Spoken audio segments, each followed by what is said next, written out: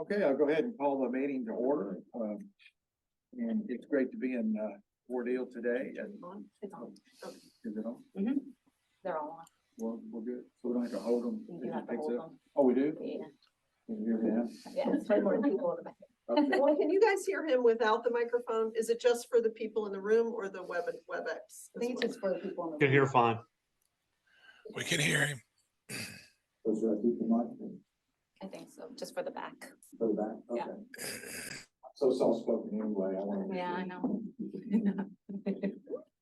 No. All right, enough of that. All right, but again, special thanks to the State Office of Rural Health for hosting today's meeting. And it's really lines up very well that it's National Rural Health Day with the theme this year being celebrating the power of rural. So I think we're in the right place at the right office. And with that being said, I'd like to thank Nita Ham for hosting us today and being here. Nita has been as I know many of you know, but has also been a real strong supporter of trauma over the years, has a long history with trauma care going back. I won't mention any dates, Nita, but going back to the Grady days when she was on the streets of Atlanta as a medic and really in the pit. So she really understands and knows high-level trauma care and is now doing a great job in supporting our rural initiative here at the state office. With that being said, it's really become, as you know, the commission has had a strong focus recently on rural Georgia, really seeing rural Georgia level 3 and 4 trauma center designation as sort of the next frontier in really supporting our system and getting patients stabilized, and then at some point, if needed, transferred to a 1 or 2 trauma center. So this is a huge focus of the commission. And now that we've made such great inroads with the Office of Rural Health led by Nita, with Nita and Liz really forming a nice relationship for our 2 organizations, we're really, I think, starting to pick up steam and really getting some inroads into rural Georgia. So I can't overestimate the importance of Nita's role in providing those relationships and helping us, the commission, get access to rural Georgia and to the facilities that we need to talk to.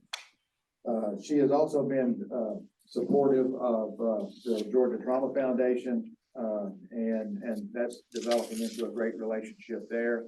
As you know, the foundation's goal is to provide funding, to gather funding from the private sector or through grants and support education and research. So that's been very important. And finally, she's been supportive of Courtney and Dr. Patterson as they've developed the March Falls course, which is really designed for rural Georgia. And so I'm sure we're going to hear more about that through the various committee reports today, but there's a lot of great things happening there. So you might say, with all that great work, shouldn't someone of that stature receive a recognition? And I think they should, Liz, don't you? I think they should. I think it's a good idea. I think it's a good idea. And so would we maybe just happen to have a plaque?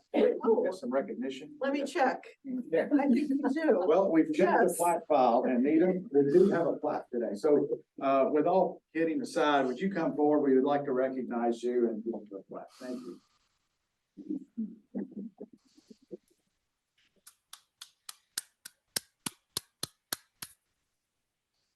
Very good. Oh, okay. I've already scoped out the photo op. I'll just read it here. So, and notice I've left my glasses on. I made that mistake before. The Georgia Trauma Commission recognizes Nita Ham, Senior Director, Georgia State Office of Rural Health, in honor of National Rural Health Day and in grateful appreciation for her dedication and service to improve rural trauma care in Georgia, presented on this day. Thank you very much. So much. I appreciate that. Thank you. Thank you.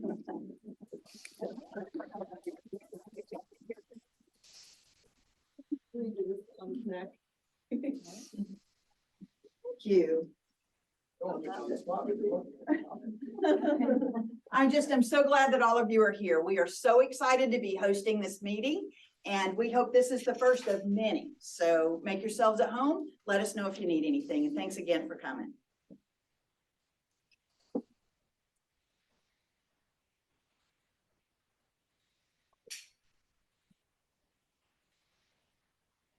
As a part of Rural Health Day, we didn't realize, if you would have told me several years ago that we would have a committee that focused really on rural health, from the commission, and involving also level 3 and level 4 trauma centers, and then maybe even some non-trauma centers that are interested.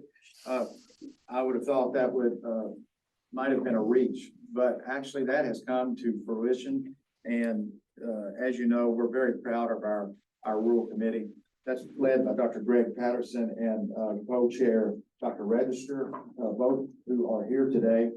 And, it's very exciting to see what they've done in a very short period of time, and have actually been able to generate enough financial data that we're able to publish the first paper in the literature on level 3 and level 4 trauma centers of what the cost of readiness is. And so that's gained a lot of attention around the nation, and other folks are starting to look into how they can do that with their state.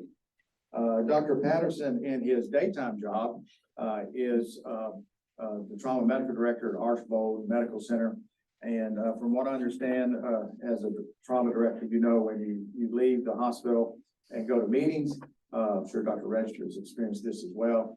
Your partners are, you know, not always as happy about that as you are, because they have to cover. So I know that puts stress on the institution and the partners as well, and we appreciate their support as well. As I mentioned, Dr. Patterson has also been involved with the Mars Pauls, and through the leadership of him on that committee, and really starting to get things off the ground, we would like to recognize him as well. So Greg, why don't you come forward as well? Of course. The unexpected. Dr. Patterson, for Dr. Patterson, in honor of National Rural Health Day, and in grateful appreciation for your dedication and service to improve rural trauma care in Georgia. Congratulations. Thank you.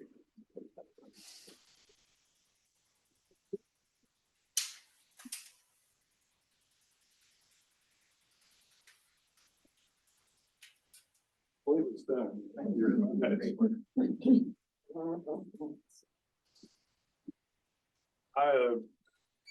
A couple things, can't do it without my partner. Leaning on her too.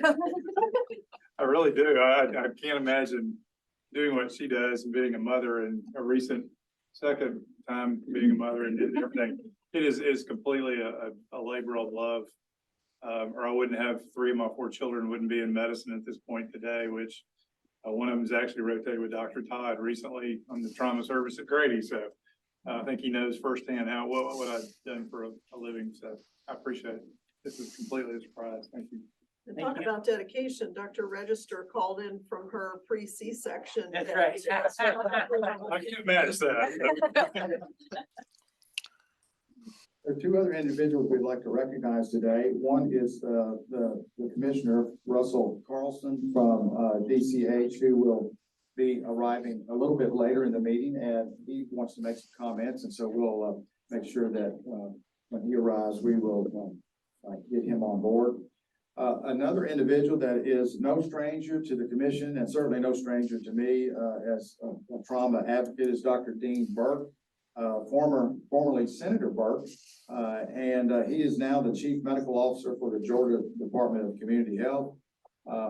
We want to recognize and thank Dr. Burke for being here today, and give him a chance to make any comment that he would like to address the group. But I've known Dr. Burke, former Senator Burke, for many years, and there's been many times that we have talked about trauma care, and I can say that he has been a strong advocate for trauma, the trauma patient, really all patients, but since our focus is trauma today, we'll focus on the trauma patient. He has always helped the commission. He's always helped the trauma patient and been a strong supporter. Anytime I've gone to him and said, we need help, or what should we do about this? He's always been there, and actually made the mistake of giving me his cell phone number one day, which so thank you, Dr. Burke.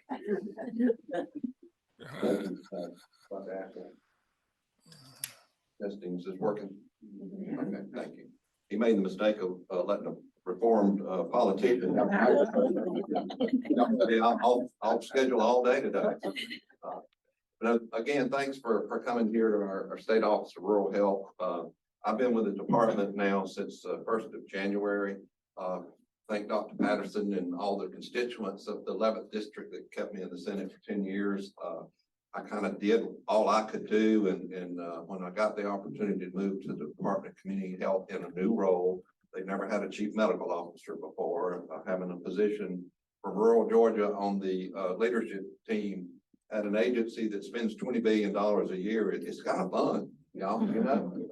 And compared to my former role, Brandy, at the hospital, I was the chief medical officer at the rural hospital in Bainbridge. You know, we're not having to worry about making payroll because we get tax dollars. So, a lot of stress off of it, but again, I do want to appreciate everybody's participation. I mean, this particular area of trauma support in rural Georgia has always been a passion of mine. I've been frustrated through the years how long it's taken to get to this point, but it's so exciting to be here. And again, I want to thank Dr. Patterson and all those that are engaged in this rural trauma focused area.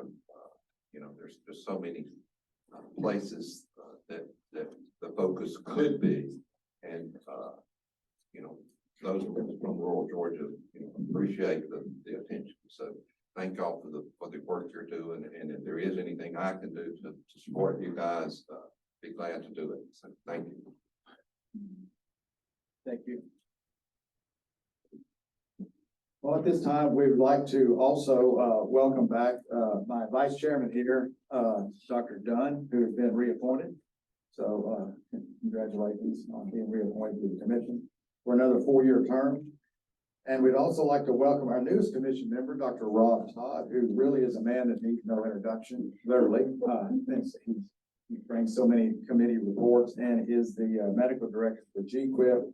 But anyway, he will, as you know, Dr. Michelle Wallace rotated off. Let's try his numbers here, okay. Dr. Wallace rotated off, and now Dr. Todd is rotating on. So glad to have you, and thanks for all the work that you've done to get us to this point. Really, you've been so involved in trauma care over the last couple of years or so that I think you can hit the ground running. So it's great for the commission. I don't want to take too much time with the chairman's report, although I'm probably taking significant time, but there were some very important things that we had to talk about. But Dr. Patterson and Dr. Register will be having their rural meeting this afternoon, where they'll really be doing the things that they do with looking at data and with the great leadership that they provided. So I don't want to run our meeting long and run into their meeting. But we've never had so much data for the state. We've never been in a position to where we have, and I'm just going to read some of the things here that we have, because it's hard to keep track of everything. The 2022 NHTSA EMS system assessment, the 2023 ACS trauma system consult visit, the 2022 level 4 Pennsylvania Trauma Foundation consult visit, and the 2023 PRAC study, and the 2022 level 3 and level 4 readiness calls, and finally the trauma center stabilization plan that we presented at the last meeting. So we've got a lot of data, and that's great. So we've never been in a position as a state to really be able to make a case for what the state needs, and we're in a very good position. So I want to thank all the stakeholders that have worked so hard to make that happen. And what our ask will be now, as you start to deal with this in the rural committee, is for everyone to get involved. Please, when calls go out, this is not, the 9 members here on the commission will not figure all this out. All that data people need to look at, everybody in the state, and put their eyes on it and say, I think we can come up with a solution here, or we need to close this gap here, or this gap is more important than this gap. We really need direction. So as calls go out and as we start to deal with all that data, please sign up, please be interactive. There's plenty of work to do, and you know, the only way we'll get it done is everybody works together. And then finally, I'd like to thank, all the volunteers in the state that do all the hard work and really don't get a lot of recognition. So you know who you are, we know who you are, people in this room know who you are. So thank you very much. When I travel around the country, and I talk to people about Georgia, people will come up and they're actually envious of what we have here. I know everything is not peachy keen and perfect, you know, but, mostly it is. And, people from outside are jealous. I've had people come to me and say, I wish our state was like Georgia. You all work so well together and get so much accomplished. And I want us to take pause and realize that, because sometimes when you're down in the trench, you're working hard, you don't really appreciate what you have. And, I actually had one person tell us that, we couldn't do this in our state because our state doesn't get along. Nobody talks to anybody. And so anyway, I think I don't want people to forget what we have. And I think that concludes, the most part. I'd like to thank our staff here, for, setting up the meeting, and it's always great, and I always forget to thank you. So I'm doing it early today. I'm not doing it early because I know the meeting is going to be great as it usually is. So thank you very much. So that concludes my report. The next thing I'll move into is I need to get approval of the minutes. We've established quorum, so could I get a motion to approve the minutes, and then that will conclude my report. So move. Can I get a second? Second. Okay, and then any discussion, corrections? Courtney? I'm good. Good. If it gets by the Courtney eye, you know every I is dotted and T is crossed. He's very good at making sure our minutes are accurate. I appreciate that, Courtney. Okay, all those in favor, aye. Aye. Opposed? All right, the minutes carry. We're going to go pass it off to Dr. Maderos as we have our discussion on our, bylaws amendment that's needed. It should be on. Yes. Thank you. Good morning, everybody. It's exciting to be down here. We got here yesterday, got to have some good food at one of the local restaurants recommended by Dr. Register, which was excellent. I think I ate cow and a half. I had no idea they brought the plate and I was a little embarrassed, but I watched a good bit of it all, which made me sleep in this morning. Order of business that we have this morning is we recognize that, according to our bylaws, there should have been officer renominations or voting. However, I believe a good bit of that occurred amidst COVID and for a number of reasons that got missed. So it did not happen. So I have two things that I would like to bring forward to the commission this morning. One, the first thing is a resolution that we keep all officers in place for the time being as we work through the appointment of a new bylaws committee. Dr. Wallace was chair of the previous bylaws committee. And so there needs to be some changes and some appointments by Dr. Ashley for that. And we take up the consideration of two options under the appointment of the executive committee or the officers. One recommendation will be that we have the new change in terms from 2 years to 3 years with the option to be reappointed for an additional 3 years. Or of course, we could keep things the way they are and then we'll move forward with elections. So we'll put that out there. It'll be a formal recommendation sent out ahead of time to all the commission members prior to the February meeting. But right now we have to take up the small bit of business of a resolution, approval of a resolution to keep all in place as we work through that and develop the new bylaws committee. So I'm not exactly sure how to officially bring forth a resolution, Courtney. Make the motion and somebody can second. Is it a motion or a resolution? How do we? It should be a motion. All right, then, as the vice chair of the bylaws committee, I'd like to bring forth a motion to the commission to keep all of the current officer positions in place until we have the February meeting and some recommendations from the new bylaws subcommittee. Second that motion. Okay, any discussion? Yes, sir.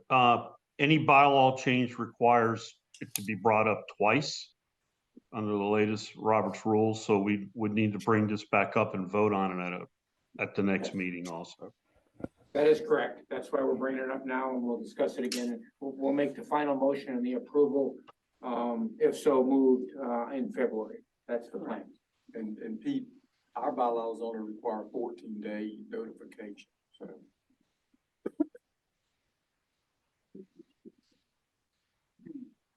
Pete, you were just elected the chair. I don't know if you heard that.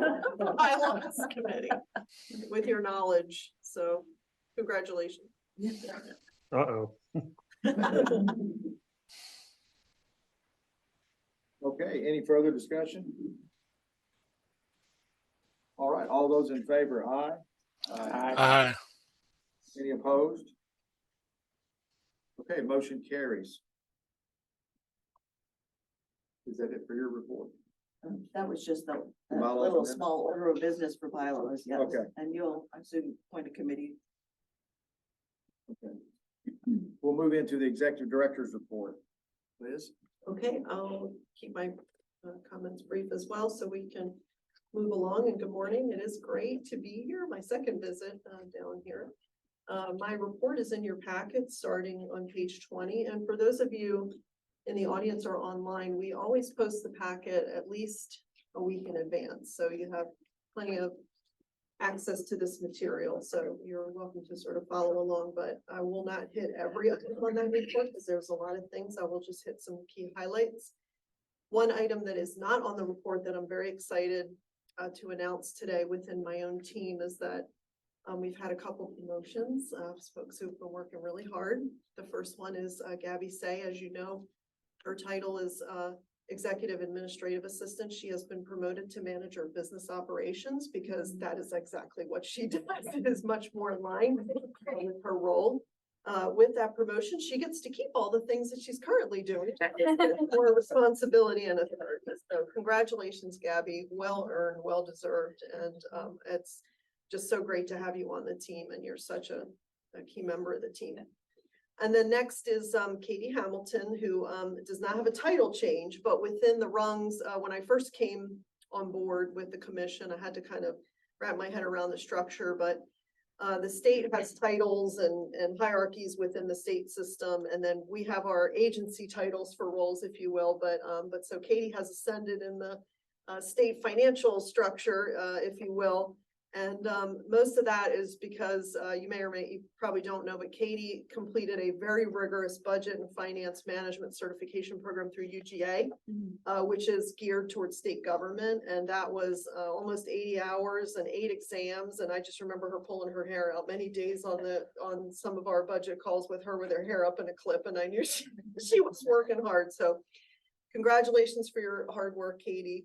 Well done. She is essentially our CFO, and she makes sure that every penny of that 23 million goes towards very important things and keeps that money going to the stakeholders. Gets a lot of flack sometimes for that from some of our procurement and finance colleagues on the other side because she does watch it so closely. So very proud of those two things. So congratulations, ladies. Then just a couple other things to hit on. Our Trauma Commission email migration is complete. Unfortunately, it ended rather abruptly. So if you're still using my .org, it's just not going to go through and I won't know about it. Post-mortem on that is there probably should have been some sort of auto reply set up, but unfortunately, at least people know how to get a hold of us because through the commission website, you can at least get the GTC Business Ops email. So it seems to be a lot of that has been fixed, but I just wanted to let everyone know, please remove. I know sometimes when you open up your Outlook and you start typing names in, the old email comes up. So trying to work through that. And then we are also in the middle of recruiting for our regional trauma system development manager position. This position has existed in the past. But it's been vacant for about 2 years. Again, I kind of needed some time to wrap my head around this whole RTAC structure and figure out what that should look like. I think it's pretty clear that there needs to be somebody really over that because the state is big. There's a lot going on. There's a lot of a couple of regions, particularly down here in South Georgia, that really could use a lot of support. So looking forward to getting that. We've already done the first round of interviews. There will be panel interviews on December 7th. And I think probably realistically, we would expect to see that role filled, somebody in that position by early February.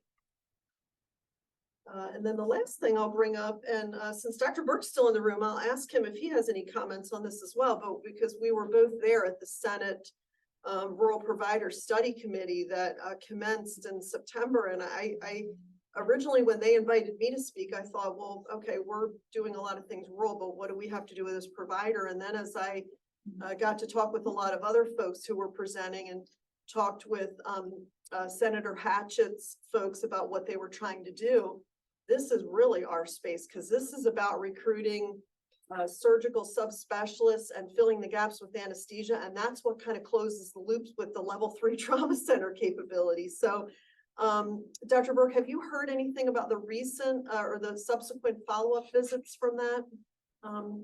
No, we have staff monitoring those committees, and Nita's been very involved. She presented with them at their first meeting up in Pakistan.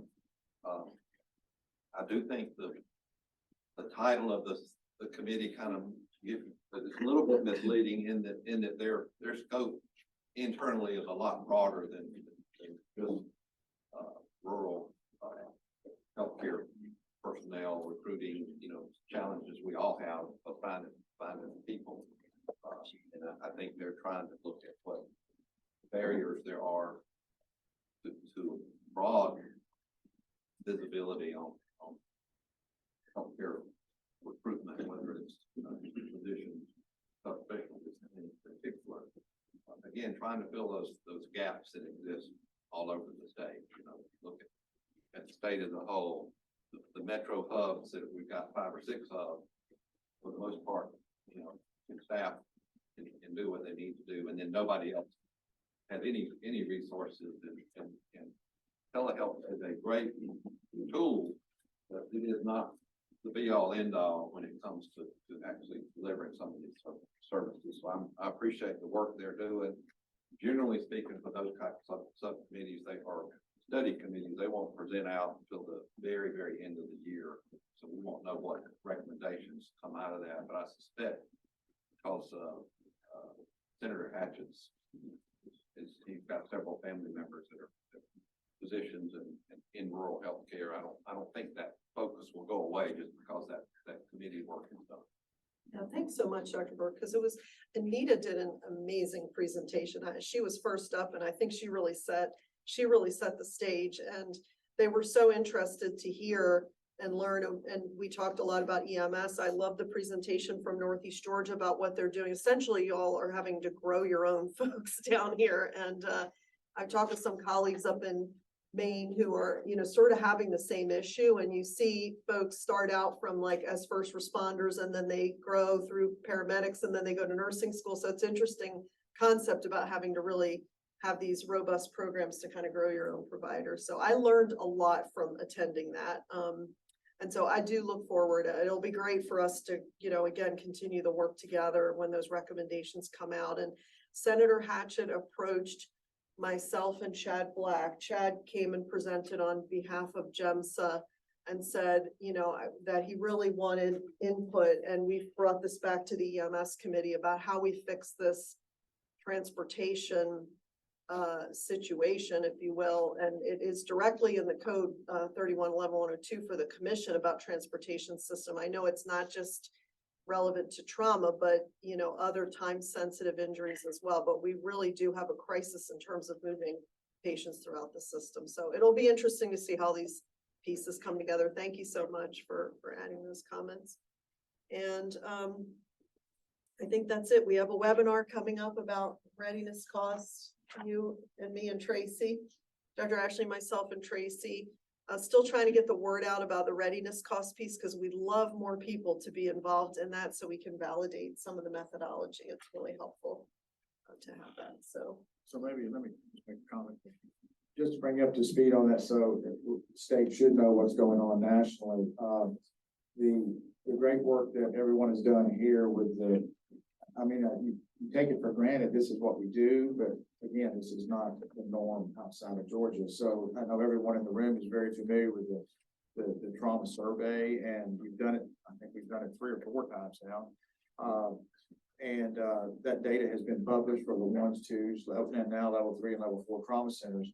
The Trauma Center Association of America has jumped on that, specifically the chair of the reimbursement committee, Dr. Fakhri, who's a trauma surgeon, and they have taken that and we changed the survey just a little bit, not too much, but cleaned it up just a little bit. And they've taken that nationally, and their goal is to come up with a national survey so they can go to CMS and show CMS what the cost of trauma really is as far as the readiness piece. And they haven't been able, nobody can answer that question nationally, and CMS has asked that question. There's just not good information except for state data, which is from Georgia. And so that took place, and about 5 centers did it across the country in all different regions.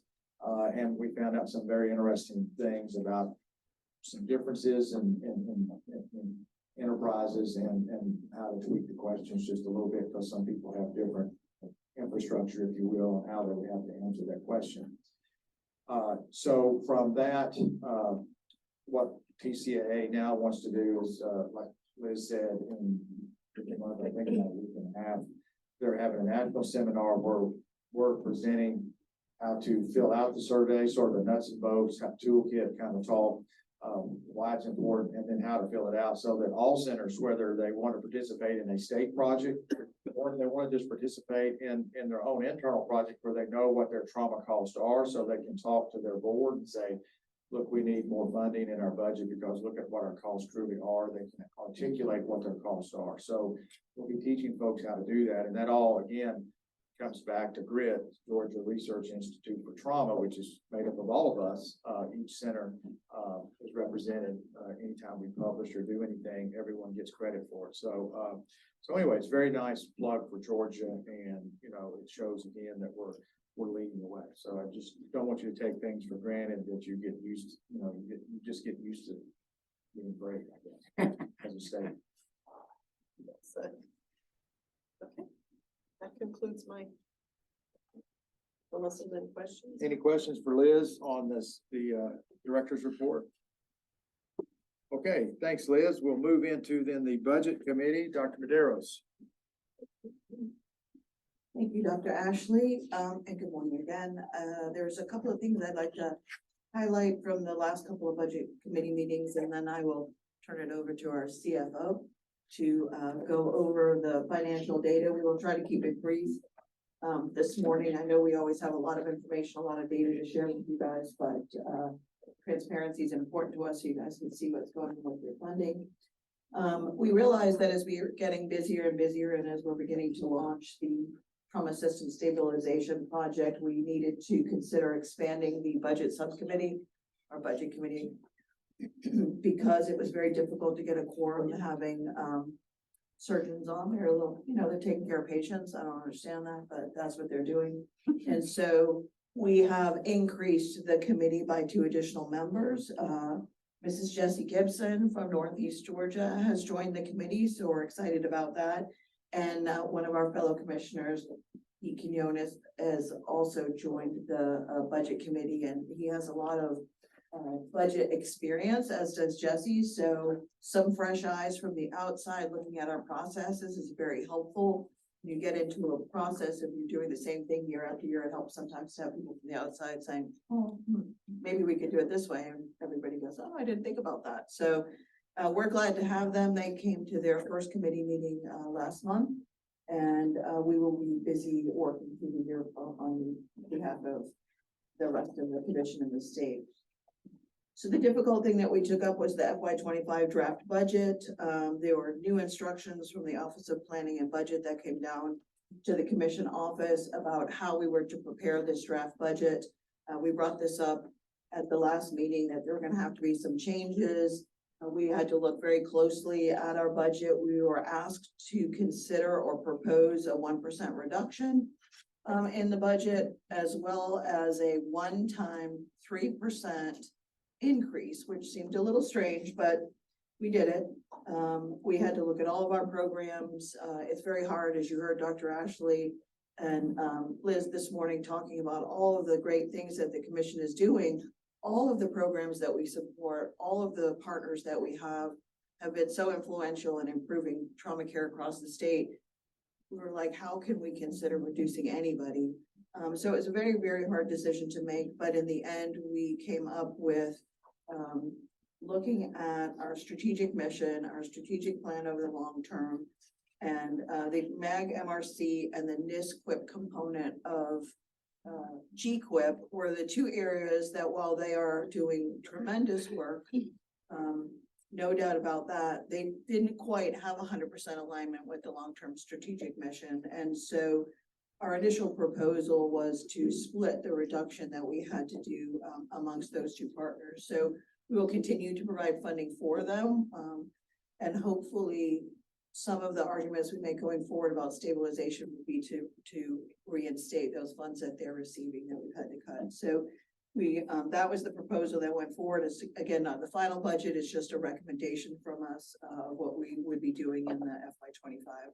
The 3% increase in the budget, we decided that we would use those funds if available to help offset cost of registry, because as all of you know who participate in the system, there's an upfront cost associated with participating in the GQIP project. In order to submit data to GQIP, you need to be on the ESO platform. And so we didn't want centers in the pipeline, particularly some of the smaller centers in the pipeline, to have bear that burden on the front end. And so we made the proposal that we would cover the upfront cost through grants for those centers to get up and running and started. So there'll be no cost to them for that, to be able to begin to collect their data in that system. So that's what we have come up with and we worked on during the last budget committee meeting. And if you look in your packet now, beginning on page 28 and going forward, I will turn it over to Katie so she can go over some of the details of the budget expenses, and we will need to vote on the performance-based pay. So when we get to that, I'll ask Liz to kind of go over just the highlights of the changes from all the feedback that we've received from the stakeholders. We've come up with a final recommendation that we will need to vote on when the time comes. Okay. Thank you, Regina. The first item on page 28 is your FY24 expense to budget through September 30th. As you look through there, we would like to be about 25%.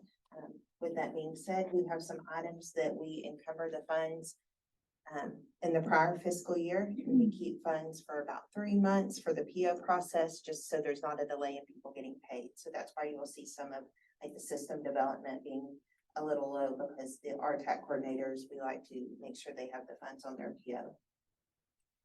Same with the EMS. The EMS equipment grant that just closed on October 31st, so there will be an expense in there. The next report you see, and then the trauma centers have not, they have not sent their invoices in yet because they're not due yet due to the biannual change. The next item is the open purchase order summary. You can just look over those. Just a note on the FY23 with the 19, we closed 5 within the last week from printing this report. So that's how quickly those get closed. For the FY20 open POs, those are equipment. So those will be end up being closed within, I would say, the first of the year. Then FY21, those are some outstanding projects. Primarily the harbor metrics, is that what's in? Yes. And then on the next few pages, 31, 32, and 33, that gives you the breakdown of the open POs.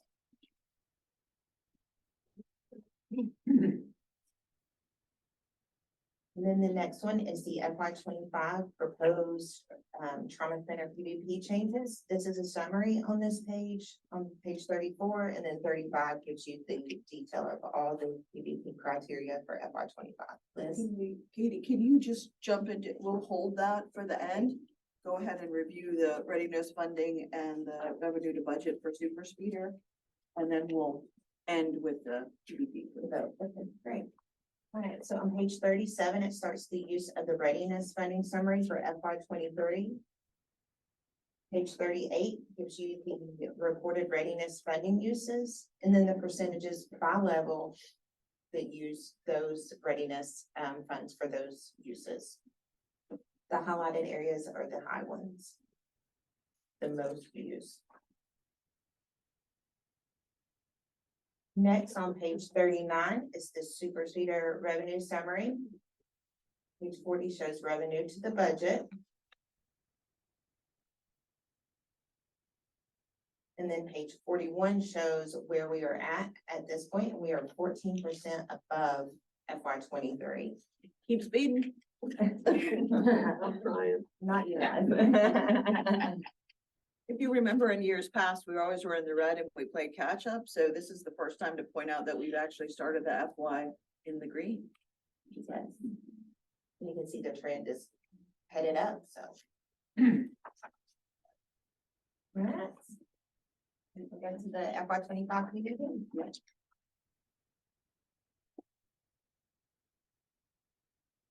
So I went over this on the GCTE call yesterday afternoon. There's really not much in terms of substantive changes.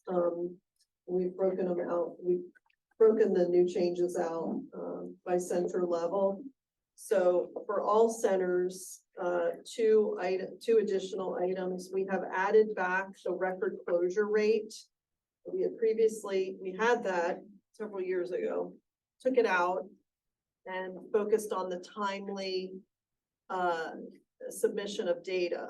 But so if you're not closing your records timely, then your data dump is empty. So if we're not keeping up with that 80% record closure within 60 days, it's not really helping our risk adjusted benchmarking efforts. So that's the rationale for that. There will also be GQuIP data submission time frame requirements. Those will be aligned with your state and NTDS data submission, so there's not an extra thing to do. It's just they'll be within the same time frame. So, and again, that just ensures that we have access to contemporary data for the risk adjusted benchmarking that you saw. We've invested over $1 million in that. And then for the level 3 trauma centers, we have extended the ACS verification requirement to FY 26. So that means by June 30th, 2025. And that's because the ACS got behind, during COVID. And I think the consult visits in particular got behind. So they weren't able to actually get out there and do a lot of the consult visits. So, and there's a little bit of a lead time required from your consultative visit for those of you who might not be familiar with it to when you actually get the verification visit. So hopefully this is the solution to that. And as I mentioned yesterday in GCTE, if you're a level 3 center and you're having heartburn about this and something, about this doesn't mesh, we just need to hear from you. But it sounds like for most people, this time frame will work. And then for the level 4 trauma centers, we want folks to submit the level 4 data. We know that you don't necessarily get anything back from NTDB right now for your level 4 data, but hopefully with the ACS focusing more specifically the COT, they are looking to stand up a world trauma pillar, which is very exciting. And I think there's going to be a lot that comes out of that. Not the least of which will be new level 4 center criteria, since they were essentially omitted from the gray book. So, so we want folks to send their data. I think there will be some kind of report. And in addition, you are included in the risk adjusted benchmarking. I just wanted to mention that, but that submission to NTDB only has to be annual. And then also, we would like for folks at the level 4 center level to submit a PI plan. And then myself, Gina, April, and Stacy will all get together and kind of review those plans and just make sure everybody's set up for success and on track. And this is basically stemming from our results that we got from the PTS consult visits. So, so if anybody has any feedback or comments from the centers, the commission will, the budget committee has put this forward as a motion. So if you want to entertain any feedback from folks on that. But those are the only changes. Everything else really stays the same. And the whole compendium of PVP is on page 35 in the packet. And those changes that I just mentioned are highlighted in red.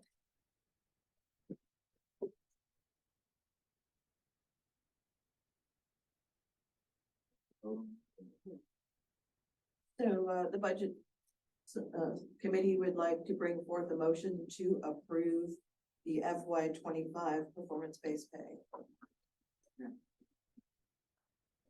Okay, well, coming from the committee, we don't need a second, so it's a motion. Any discussion?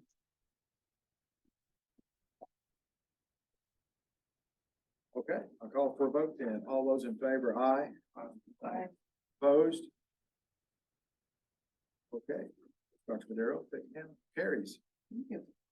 That concludes our report then. Okay, thank you. We'll move into the EMS committee report. Courtney? So for those of you we're on 43, 44, and then I think Jim on 45, I believe. Couple of things I think are significant. If you're in the EMS world, we are now in the open enrollment period for the ADLS vendors. So if you're a participant in the ADLS system and you're interested in changing the vendor that you use to get your cellular system into the Wi-Fi, then you have 3 months to do so. After that, you'll have to use the vendor that you've got. We made that change because it got very difficult. People were changing vendors in the middle of the year, which impacted the way we did the budget. So now I think until February to do that, I believe. If you got some questions, please give us a call. The EMS equipment grant did close out the October 31st. So we do now know who has requested money, and that those funds will go out fairly quickly. Next thing on inter-hospital transportation on number 5, that's kind of becoming a big issue. I think we continue to find dead areas in the state, aimless deserts, if you will, on inter-hospital facility transportation. So what we did in this room, we need to help set this up also. We got the GHA and the ACC and the commissioners group, state office of EMS, and some local EMS and rural EMS, air providers, and some hospital folks met here some months ago to start trying to identify barriers to direct inter-hospital transportation, direct transportation to trauma centers where it's needed. So we did come up with some listings of things. We're also waiting. Jim said the Association of EMS has conducted 10 town halls across the state, and I think they're completed now. They have promised us a written report on areas that they have identified from discussions with the EMS providers across the state. What are their barriers? What do they see as why we don't do this, why we can't do that, or what are the hardships of doing that? So what we hope to do is put those 2 reports together, get back down here, probably the 1st of January, to see if we can't come up with a very, sort of plan that try to resolve that. We got a lot of anecdotal information from different people. Been to several of the town hall meetings. I have other meetings that I go to when people come up and talk to me. If you have some ideas about that, why we can't get transportation from a rural center to a tertiary center in a timely manner, please let me know. If you have a particular hardship, I know several of them that it is very, very difficult to get done, particularly in a timely manner. The other thing that has come up a bit in some of our discussions is qualifications of staff in the hospital and outside the hospital, i.e. the transportation. One of my frustrations is a number of ambulance services that have taken advantage of or have gone through the process to be able to actually hang that extra unit of blood, which I think is crucial, particularly long hospital transfers with trauma patients. We'll continue to get information about that. We're working with Dr. Bolger. Dr. Bolger is a trauma surgeon out of Washington State, has done a lot of work nationally on rural EMS issues. She's got a lot of knowledge about that. We've done a subgroup that's working right at the moment on something that I thought would be just the simplest thing in the world. The EMS locations. Okay? They don't hide them, but they're difficult to find. So we found that some the urban centers have no EMS locations. Because they used to have a system management, they moved drainage around, so now and you put a pin on that map. And then we had at least one county that has more sub EMS locations than they had ambulances. I'm just scratching my head about that one too. So we're working through those processes to try to figure out what are our capabilities, what are our resources, in particular in the specific areas of the state. That's all I got. Jim, would you like to comment on your work? Yes, sir. Thank you, Courtney. So the project that I've been working on was hospital signage across the state of Georgia, where signage was needed, arrows were needed. In some cases, the hospital had closed and trauma center signs were still up that needed to be taken down. So with the Georgia Department of Transportation and the Governor's Office of Highway Safety, I've been working on this project, and DOT is actively involved in changing, updating, and placing signs across the state to help improve. So folks that trying to find a hospital, the directions can be more clear and easily discernible which to turn left or right to get to the hospital. So thank you very much. So one other thing that I would go back to for just a second, if it's okay, and that is, we have got a group working on the survey instrument that we started developing when we met here with the different groups. And we reached out to Linda Grant at the Mercer Center for Rural Health, and their staff is taking the information we sent them, put it into a logical order. We now have the first draft of that survey, that questionnaire that we were looking at. Hopefully that the plan right at the moment is for that survey to go to the rural hospitals the 1st of December. So in our next meeting, we should have one, the information from that, and two, the information from the GIMSA group. And I'll answer questions if I can. Thanks, Courtney. As we all know, that education in the EMS community is paramount, and the Trauma Commission is providing as much support as possible. Clearly over $1 million for EMS education on an annual basis. My understanding is that the EMS subcommittee is consulted with GIMSA to do that education for EMS throughout the state. And we tasked GIMSA, you mentioned in your EMS committee report, to get a list and location of who are taking what courses have been offered, who from what location has attended those courses, so that we can figure out just kind of, I want to make sure that we have a fiduciary responsibility to make sure that we're spending our money in the appropriate locations. Whereas on the 30,000 foot view, it makes sense that we need to provide education to our EMS personnel throughout the state. I just want to make sure that education is going to the right people, and that we're getting the right education to the right people. And right now, for me personally, that's a big, huge blind spot. So if there's a way that we could provide a spreadsheet of that, that would be great. So is that supposed to be a tough question? Yes. So fortunately, it's not. We're doing that. We've been working with GIMSA, so every time a student takes a class that we fund, there is a very robust, if you will, spreadsheet that each student fills out. So we know, one, where the class is being conducted. We know, two, the student. We know, three, their discipline. We know, four, where their mailing address is, and we know, five, where they work. And if you look at, it's in this report somewhere, is it not, Liz and Matt? Liz, do you have that report? No, it's in this report. Oh, the Yeah, annual it's in the- report. It's not that, I'm looking for the detailed spreadsheet. We can get that. Yeah, if you could provide that to the commission, that would be fantastic. We can do that.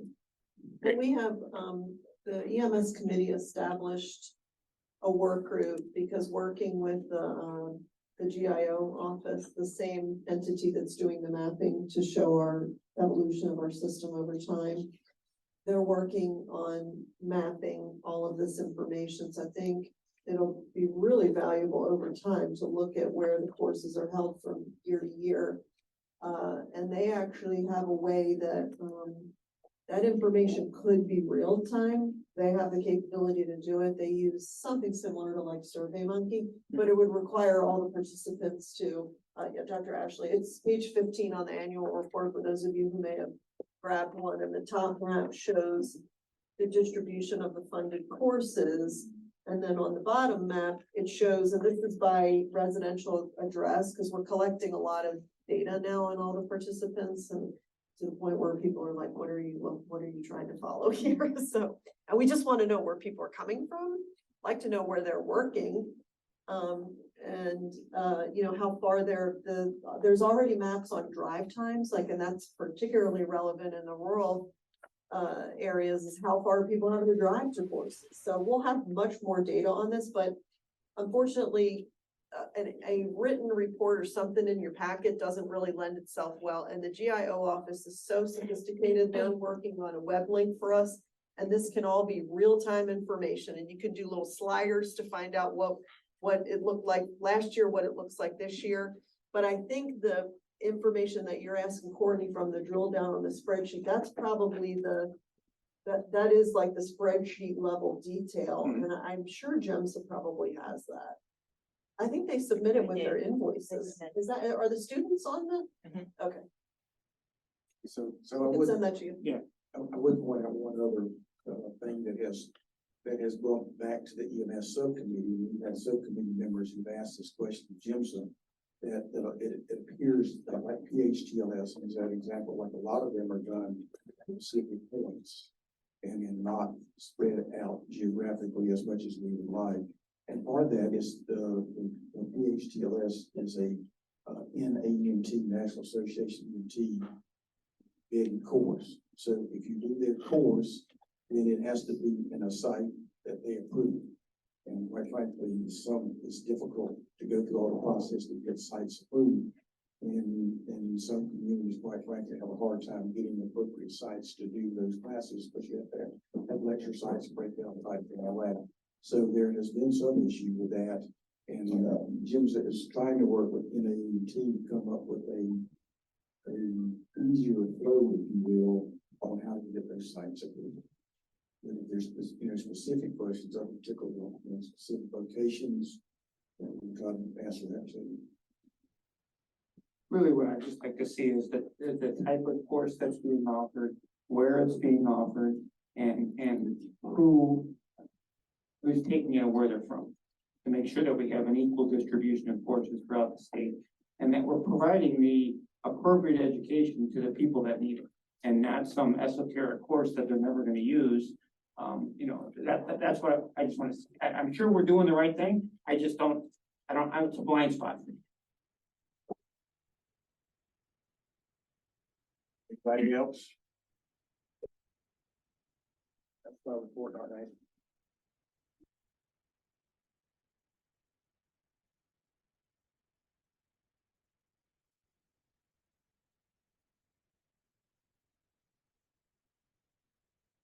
Does that conclude your report, Courtney? It does, okay. All right, then we'll move into the level 3 and level 4 World Trauma Center Committee report. Dr. Patterson and Dr. Rex.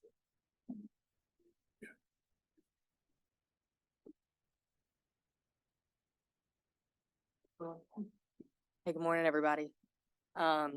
So from the level 3, level 4 subcommittee, first off, I'd just like to talk about March pause. So we have completed our third pilot course in Thomasville. We did that last month. And of the 3 pilot courses we've done, I think we've gathered a lot of information. And we're getting a lot of information and good feedback from the participants and from the instructors as well. So we're definitely making strides to improve that course as far as the logistics of what's the best way to teach the didactic session, what's the best way to teach the hands-on scenario-based portion. So I think all of us that have been involved are really pleased with how it's going, but we definitely recognize the need to improve the course. So we're looking forward to setting up more dates and locations for future courses to help continue improving this and get it ready to actually roll out So secondly, I'd like to talk about the ACS Trauma Systems consultation that happened earlier this year. They had 11 key priorities that were identified, and this afternoon we're actually going to have our first stakeholders meeting to really kind of have a deep dive into those 11 priorities and brainstorm about action plans.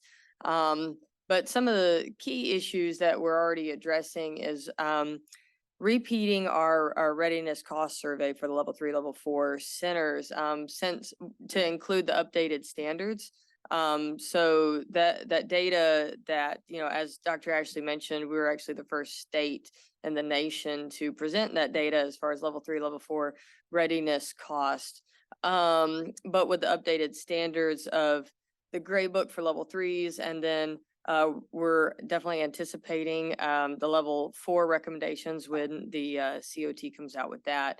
But this also means that that's going to change how much it costs to be ready to take care of trauma patients. So they would like us to repeat that survey to reflect those updated standards. Secondly, the town hall meetings with EMS. One of the greatest challenges we have in our state in a rural area is like Courtney mentioned just a minute ago, how do we get our injured patients in a rural area ultimately to that tertiary trauma center where they're going to need definitive care? And one of the greatest challenges to that is interhospital transfer and EMS shortages, and how do we give EMS the resources they need to take care of those patients while they're on their ambulance? So working with our EMS colleagues to identify those barriers and what are some practical and sustainable measures to address those. And then thirdly, using geomapping technologies to identify those areas of the state that are their trauma care opportunities are sparse. So so just identifying those areas of greatest need. Those are just 3 out of, like I said, 11 key takeaways. So this afternoon, I'm really looking forward to our deep dive into that. Lastly, I want to talk about a PI project specific to level 3, level 4 centers. And so the PI project that we're taking on is providing a mentorship, kind of partnering with maybe some centers that according to their GQuip data are maybe stronger, and not just, so kind of there's 2 phases or 2 levels of this. So a smaller center partnering with maybe their level 1 or level 2 center in that region where they typically transfer to, but then also partnering with a strong performing same level center. So maybe a level 3 that's having a hard time with one particular data point, partnering with a level 3 that is doing well in that, and so working together. So that was also one of the main priorities that the ACS rural system visit mentioned as well, having a partnership. So we wanted to take that on as a PI project specific to our level 3, level 4 centers. That's what I have for the report. Any questions or comments from the commission? Thank you. Thank you, Dr. Register. And I must say that I would reiterate that does go above the call of duty, taking a committee call from your hospital. That's right.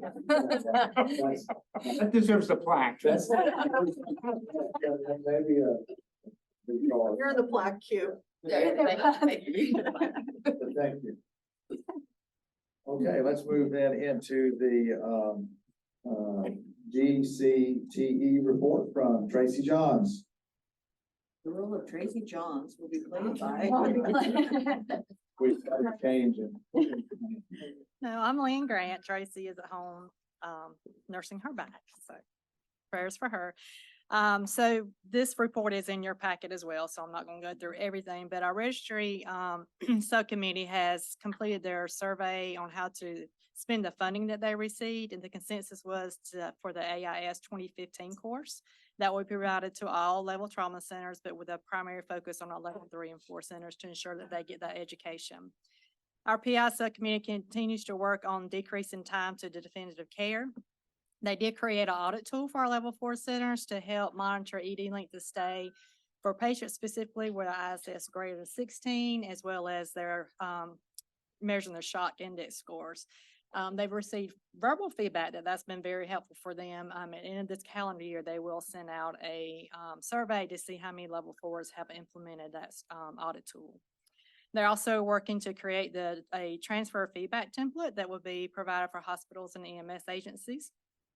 The PEACE subcommittee, they're continuing to work on the SIPA score. Dr. Smith with Scottish Rite has provided education at several different state meetings as well as the pediatric centers. And they develop a tip sheet that was also in your packet for distribution, and they're working to establish metrics on how to measure the effectiveness of the SIPA score for the pediatric population. CHO is also participating in the MATIC-2 trial, which I think is very interesting. It's the use of whole blood for pediatric trauma patients, and they will report out the outcomes of that study. Our injury prevention outreach continues to be very active in providing Stop the Bleed education virtually and well as in person.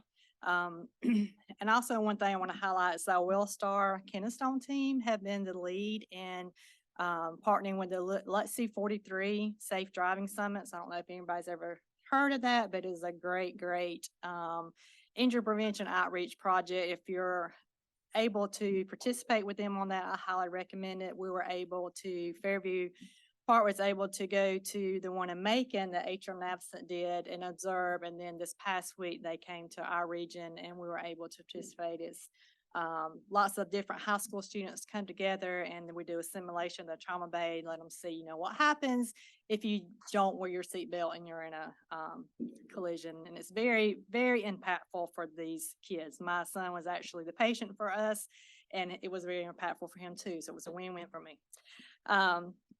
And then our education subcommittee, they're developing a toolkit for our new trauma program managers and with the emphasis on one for a level 1 and 2 center and as well as one for a level 3 and 4 centers. They're different. And then our next community meeting will be in February of 2024. Any questions? I do know, put you on the spot, but PEDS transfer group is, working with the interfacilities on PEDS. I know that that's generally a specialized team. Do they have the same type of issues that rural facilities have? Yes, they do.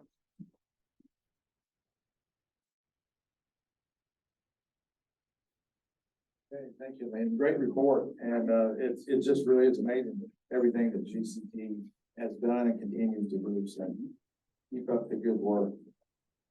Okay, the next, our last report before we take a break here at the morning session will be the Rehabilitation Committee, Dr. Fox. Howdy, folks. Can you hear me okay? If you can, go ahead. Okay, great.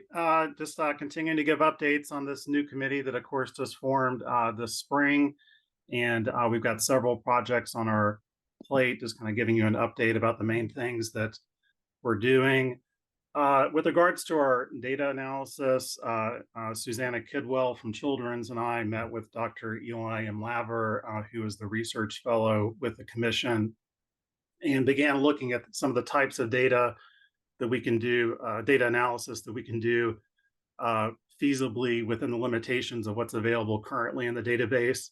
We have had some success already modifying or adding to some of the elements of the database that are going to be quite useful, especially with regards to precise discharge locations.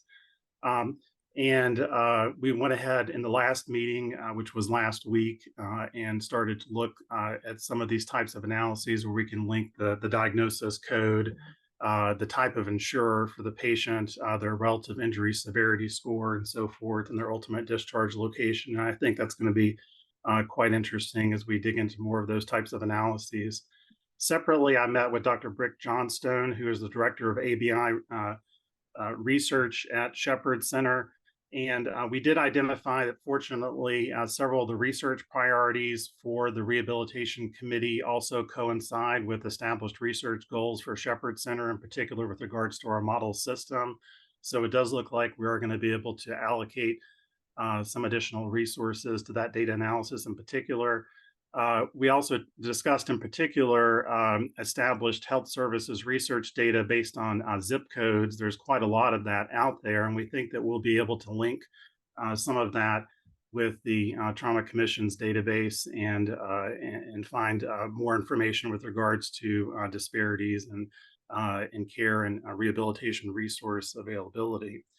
Now, separately, we've had multiple discussions about what types of quality measures could potentially be incorporated into the database. It's quite challenging once you get to the rehabilitation level to certainly identify precisely Georgia trauma patients. And those numbers for most of the rehab hospitals are going to be small enough that much of the data is going to be a little bit wonky. Instead, what we decided on is a rather thorough listing of all the rehabilitation resources that would ideally be available for the trauma population. And what we've decided as a committee to do is to proactively reach out to all of the rehabilitation facilities in the state of Georgia and ask them to basically kind of fill out a survey about the service lines that are available to them and invite them to participate going forward in ongoing access improvement initiatives and so forth. And I'm hopeful that that will also generate a lot of interest and maybe some new resources with regards to improving rehabilitation access for the trauma patients. But I think that that's also a little bit of a carrot type of model too, because that might encourage more participation because we're kind of asking people to volunteer some information to kind of get listed with the trauma network and so forth in this fashion. We're also putting together a facility agnostic info sheet about rehabilitation resources and the different types of organizations that are available to support trauma survivors and so forth. And that's something that will ultimately be circulated through the trauma system once that's complete, in addition to the survey that we talked about previously. Finally, Dr. Hamad Aslam of Northside Glancy Rehab is going to be joining the committee as well, and we look forward to their participation also. That's it. Thank you. Okay, any questions for Dr. Vox? Dr. Dunn, looks like he has a question. Hi, Dr. Vox. Thank you for your report. One of the issues that I think that some hospitals in Georgia are having is access to rehab beds. From my understanding, I'm certainly not an expert in this, but from a CON perspective, it sounds like that there are excess rehab beds in Georgia. The problem becomes when you have an unfunded patient. The rehab centers have been great in having charity beds designated for certain individuals that need extensive rehab, such as spinal cord or other types of rehab. Those charity beds, as you well know, I'm sure, are few and far between. And so some hospitals have taken on the responsibility to develop their own rehab capability within their own hospital, but they're running up against a CON issue because there are excess rehab beds in this state. I think a good place to start, and I love your insight into this, is to just get a survey or to try to figure out the extent of the problem. It may not be that big of a problem. It may be just one or two centers that are having the problem. But it becomes the tertiary referral centers where they get these complex trauma patients from across the state, but then they're unfunded. And so they end up either having to go home, which is certainly suboptimal for that individual from a rehab perspective. And they also from the hospital perspective, they end up staying an exorbitant amount of time because they're not ready to go home, and they end up doing inpatient rehab in an acute hospital, which is also suboptimal. So I'd love to hear your thoughts on that and see what you think about that survey. Well, we actually talked about that issue again at the last meeting, and I think that the key is going to be getting some of the data analysis underway, and that's really going to put us in a much better position to then have meetings with stakeholders like Georgia Medicaid and the other insurers as well, but particularly with Georgia Medicaid with regards to different ideas. In particular, the one that we've talked about the most is some type of emergency approval or expedience with regards to trauma, Medicaid, in particular, understanding its importance for the rehabilitation phase and limiting long-term disability and so forth, which is a great interest to the whole situation fiscally as well. And I think once we have those analyses, which we're increasingly compiling, that's going to be useful and more authoritative when we have those meetings. With regards to the certificate of need and the precise numbers of acute and subacute rehab beds and so forth as well, yes, I think that this process will help inform that as well, and kind of where those resources are lacking in the state and so forth. It's going to take a minute, but I think that this committee will be able to inform both of those problems. You mentioned, thank you very much for that. You mentioned data analysis, that you're waiting on data analysis. Does that mean that you have access to the data and it just needs to be analyzed, or do you still need to collect that data?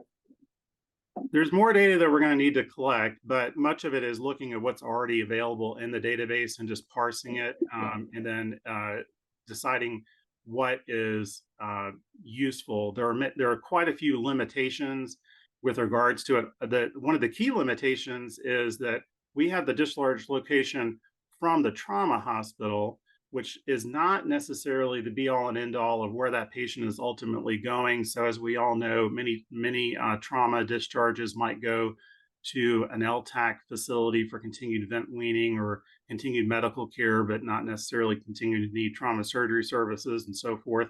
And from there, go on to a rehab hospital. So we have to make some assumptions in the data. And then one of the projects that's ongoing that we need to find out more about is the tracking study that I understand is being done with Northside, where patients are getting a wristband from the moment of injury virtually, that they can track them throughout the system, that is not removed, including on going to subsequent hospitals. If we could do more of with regards to that or get access to that data, that would be helpful as well. Appreciate it. Okay, any other questions? Thanks, Dr. Fox. I know your committee's new, but you really organize things well and get the players in place to really get a lot of work done. So we really appreciate your help, and we've never had this much input really from rehab before. So thank you.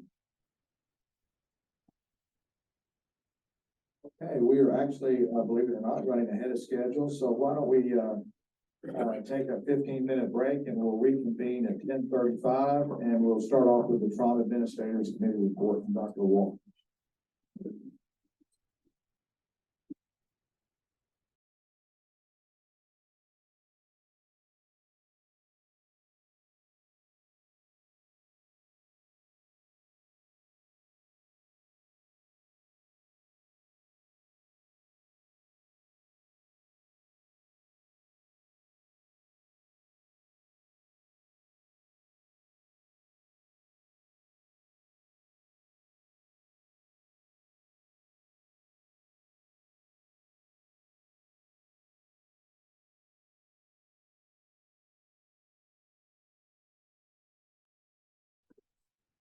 Like,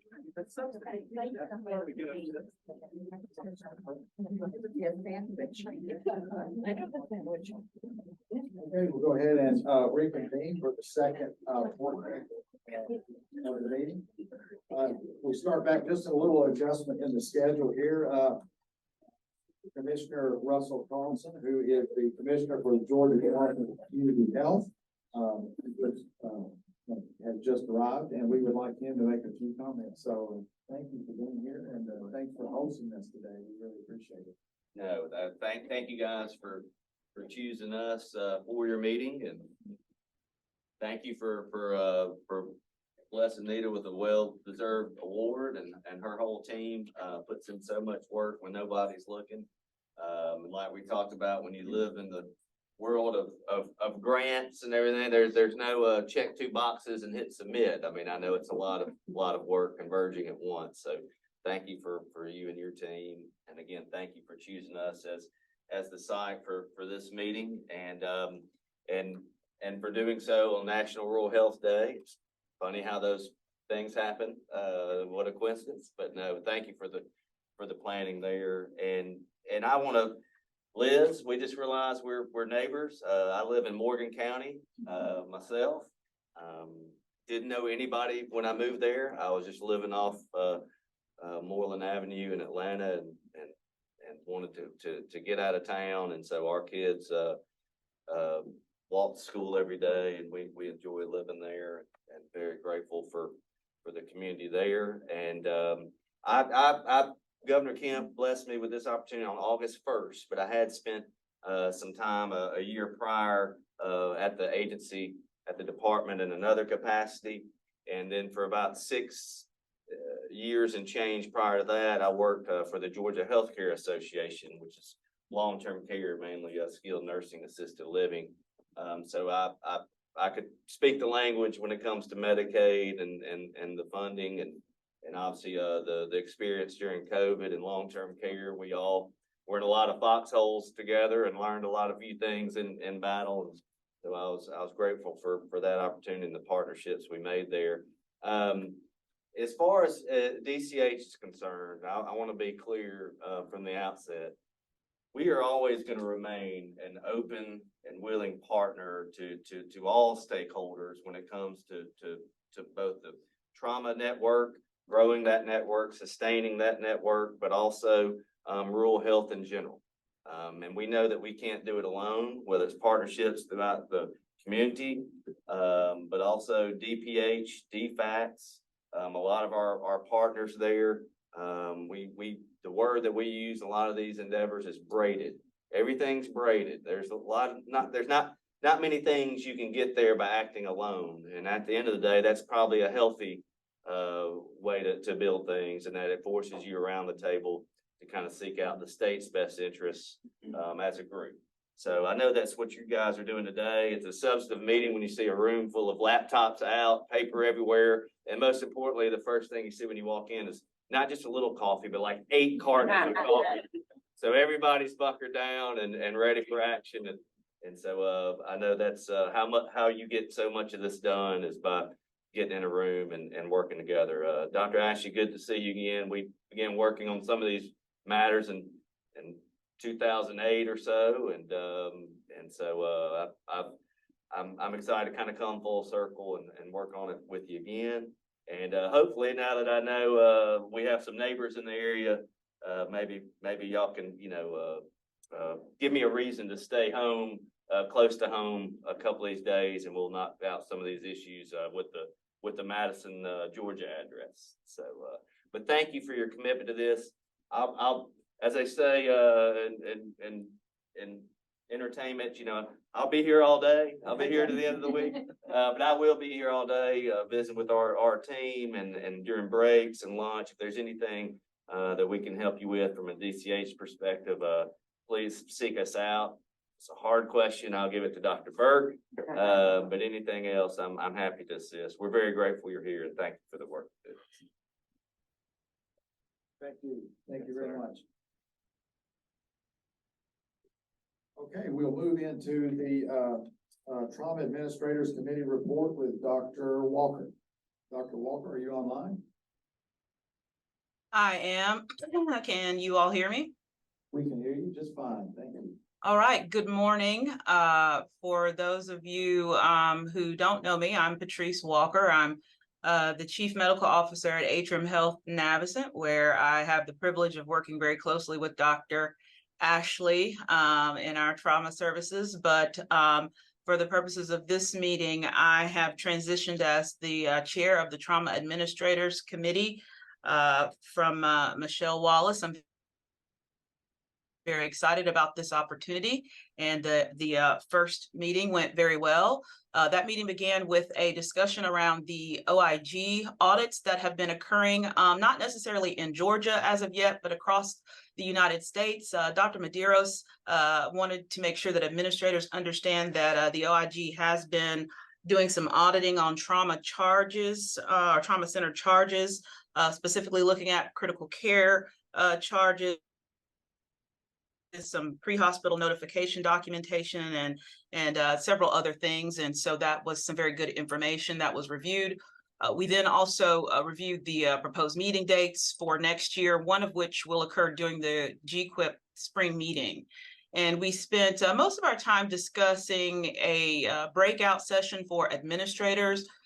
We really would like for the administrators group to be a resource for each other and a collaborative effort. And we want to make sure that our administrators definitely feel there is a value add to their participation in the committee and of course their attendance at the meetings. We have reached out to TCAA and they have agreed to come back and do a part two. Some of you may be aware they did come at a prior GQuip meeting for a finance workshop that was a very, very good workshop. And you see the objectives for their return visit. So we're very excited that we'll get some additional finance related training for that. As administrators, we definitely have to make sure that we always keep the finances in line. And to that end, we finished up the meeting looking at the proposed 2025 performance-based pay changes and made sure that everyone understood or if anyone had any questions in regards to that. There were no questions, but we pointed out a few things, definitely some of the mandatory meetings that have to be attended. You know, as administrators, sometimes we're looking at the budget and travel is some of the first things we want to try to cut. So we want to make sure everyone's aware of some mandatory travel for that. And other than that, that's it. Questions for Dr. Walker? I would like to thank her for taking over the committee. I think they will do very well under her leadership, and she does have a full plate that was kind enough to volunteer in a way, you know, to step up to the plate. So we really appreciate it. I think the items that they're working on, the commission has always needed with strong input from the executive team of the trauma centers. And I think now they've had enough discussion that they're really starting to get their legs under them and understand where they need to go. And that will help all of us in this room, with our executive leaders, know about things like OIG and know about things that happen in the ER financially and the financial side, and getting TCAA involved to provide some leadership and some education. This will only strengthen us and help us go forward. So there's a lot of work to be done in that committee that will pay dividends. And I'd like to thank Dr. Walker for being willing to take on another job. Thank you, Dr. Walker.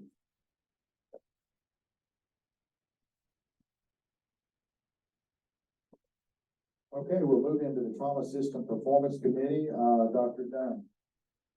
Thank you, Dr. Ashley. This committee was actually started as the Data Systems Committee, and somehow it transformed into this. I mean, it was the Data Committee, and then it transformed into the Trauma Systems Committee. So I'm not sure how that happened, but I turned and there it is. So there you go. So we started with the whole ditch to door.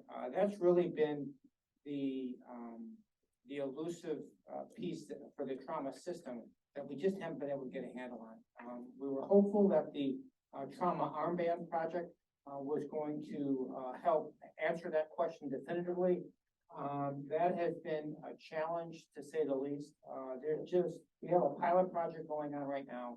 As you can see from the report, we have 154 patients in that study so far. And that was really to place an armband in the ditch on the patient, and then follow that, link all those records through the various trauma registries and image trend, so that we can kind of get an idea of the ditch to door time to definitive care.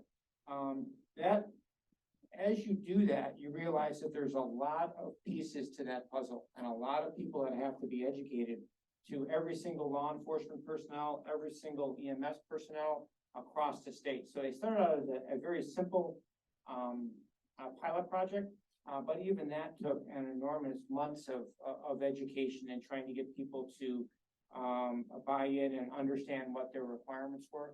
So we're yet to analyze that data. Gina has graciously volunteered to analyze that data. once we get it, but as you can see, out of the 154 patients that we have so far, only 2 of them were sent to an outside hospital and then transferred for definitive care. The other 152 came directly from the scene. And what we know from preliminary data is that the scene time to the initial hospital is not really where we have a problem. Our EMS personnel are really good about getting that patient off the street into the ambulance and to the first hospital. But that's where our visualization ends. We don't know what happens at that first hospital. We don't know how long it takes for them to make the decision to transfer. And we don't know how long it takes them to get an ambulance or a helicopter to a facility to get to definitive care. And those are the questions we really need answers to, and we just don't have them because we got a data blind spot. And so we were hopeful for the data armband project. We're going to continue with that until the pilot project completes and then look at the data, and maybe we can glean some nuggets of information that can help us move to the next level. Because of the challenges that we have at the armband project, and I'll let Kelly and April talk about that some more if they would like during the OMS&T report out. But because of the challenges early on that we had with that, Dr. Ashley and I decided to just look at our own registry and try to combine our 2 centers to look at ditch-to-door times. Well, once you begin to do a multi-center study, you realize that lawyers have to get involved. And so that has been a challenge in and of itself. And I have very, very little patience. And so this is just, I pulled my hair out, as you can see, about this, just trying to deal with these details. But I think if you give up, then you've lost. So we're still, knocking on the door on this and still trying to chip away at this. And hopefully we'll have some answers here within the next 6 months. Once we clear the legal hurdle about our data use agreement between the 2 institutions. Not only are we dealing with individual hospitals, but we're dealing with healthcare companies who have national lawyers involved, and so it just becomes more complicated. But we're still moving along. From a trauma systems perspective, we looked at a performance improvement analysis, if you will, about the data fields between ImageTrend and ESO. ESO, as you all are familiar with, is the trauma registry for most of the trauma centers throughout Georgia. And ImageTrend is the pre-hospital data set that the OMS&T office uses. And then they've expanded that to a clinical data set with ImageTrend that we then have to transfer the ESO data into the ImageTrend so that we can theoretically link the pre-hospital to the clinical. But when you try to cross link data from different data sets, the data fields have to be aligned, and that just is somewhat challenging as well. So a lot of challenges, but we got a lot of good people working on it with a lot more patience than I do. And so we're trying to tackle those challenges one spot at a time. And then I think the last thing is that I'm understanding more and more about data registries and the intricacies with that. When you try to upload a data registry to another data registry, there has to be a patchwork or an STL file associated with that. I have no idea what even STL stands for, but that has to be a yearly data set or a data patch, if you will.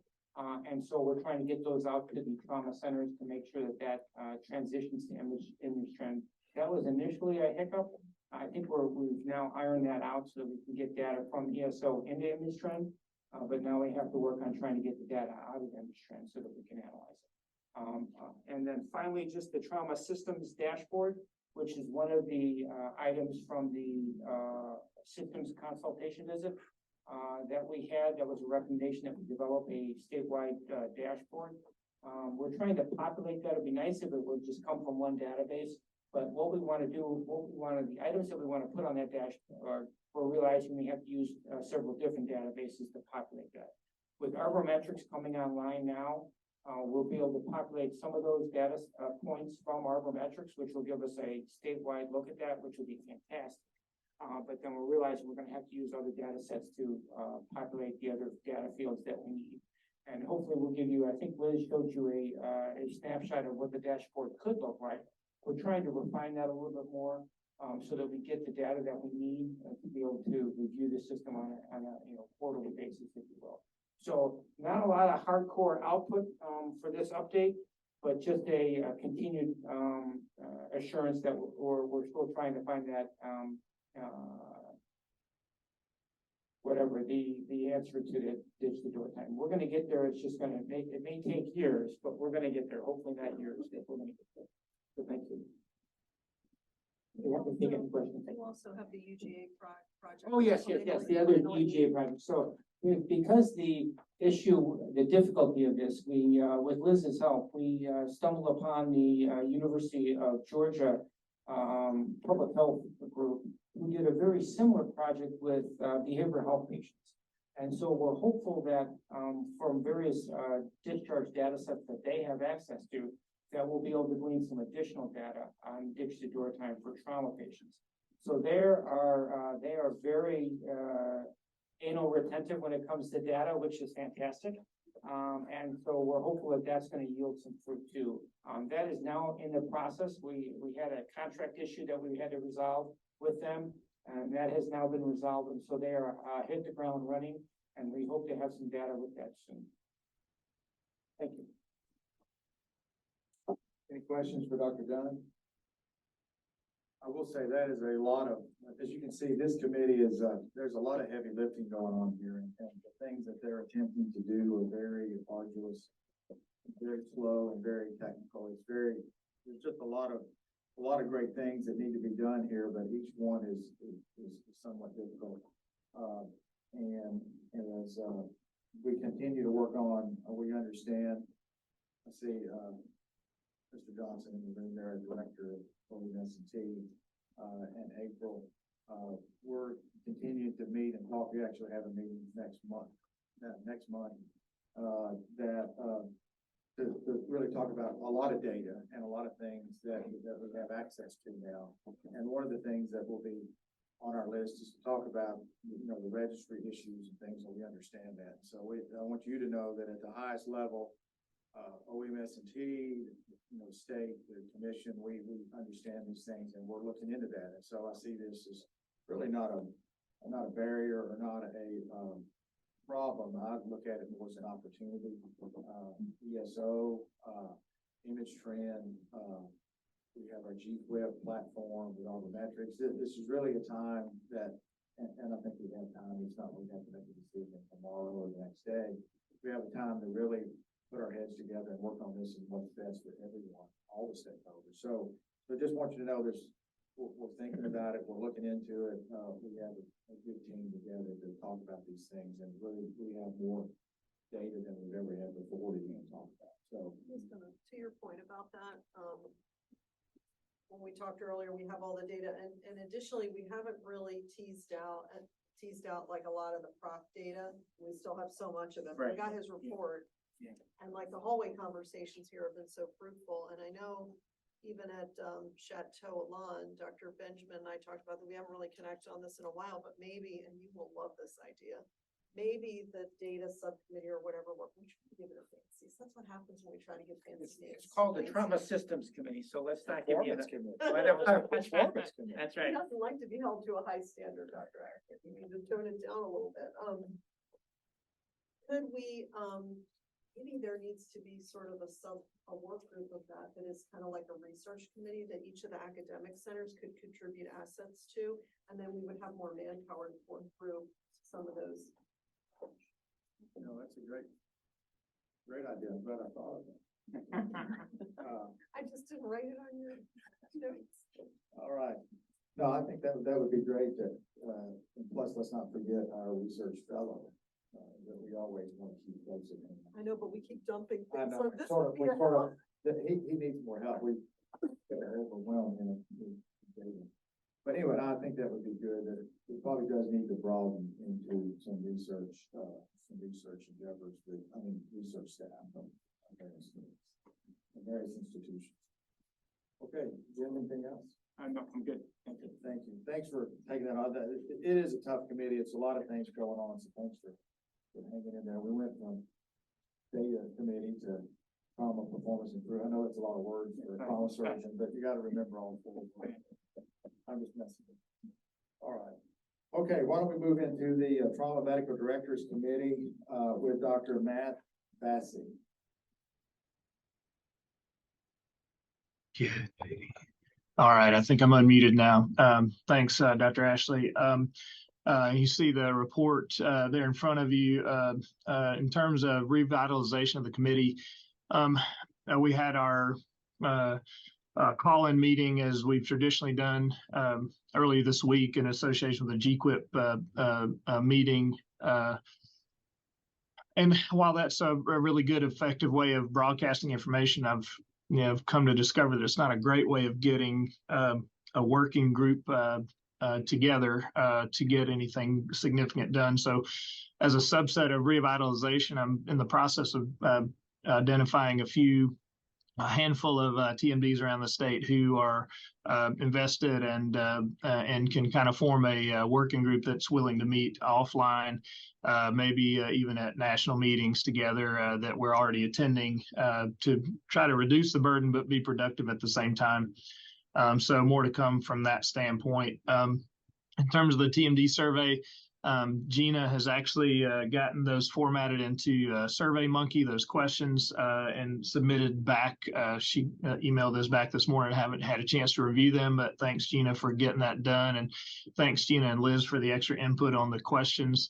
I'll plan on reviewing that in the next several days and pick a few of the TMDs that are close by to give some input before we broadcast that out. And again, hopefully to engender some interest and also get some information about barriers to transfer as they pertain to the work that Dr. Dunn's committee is doing that we just heard about.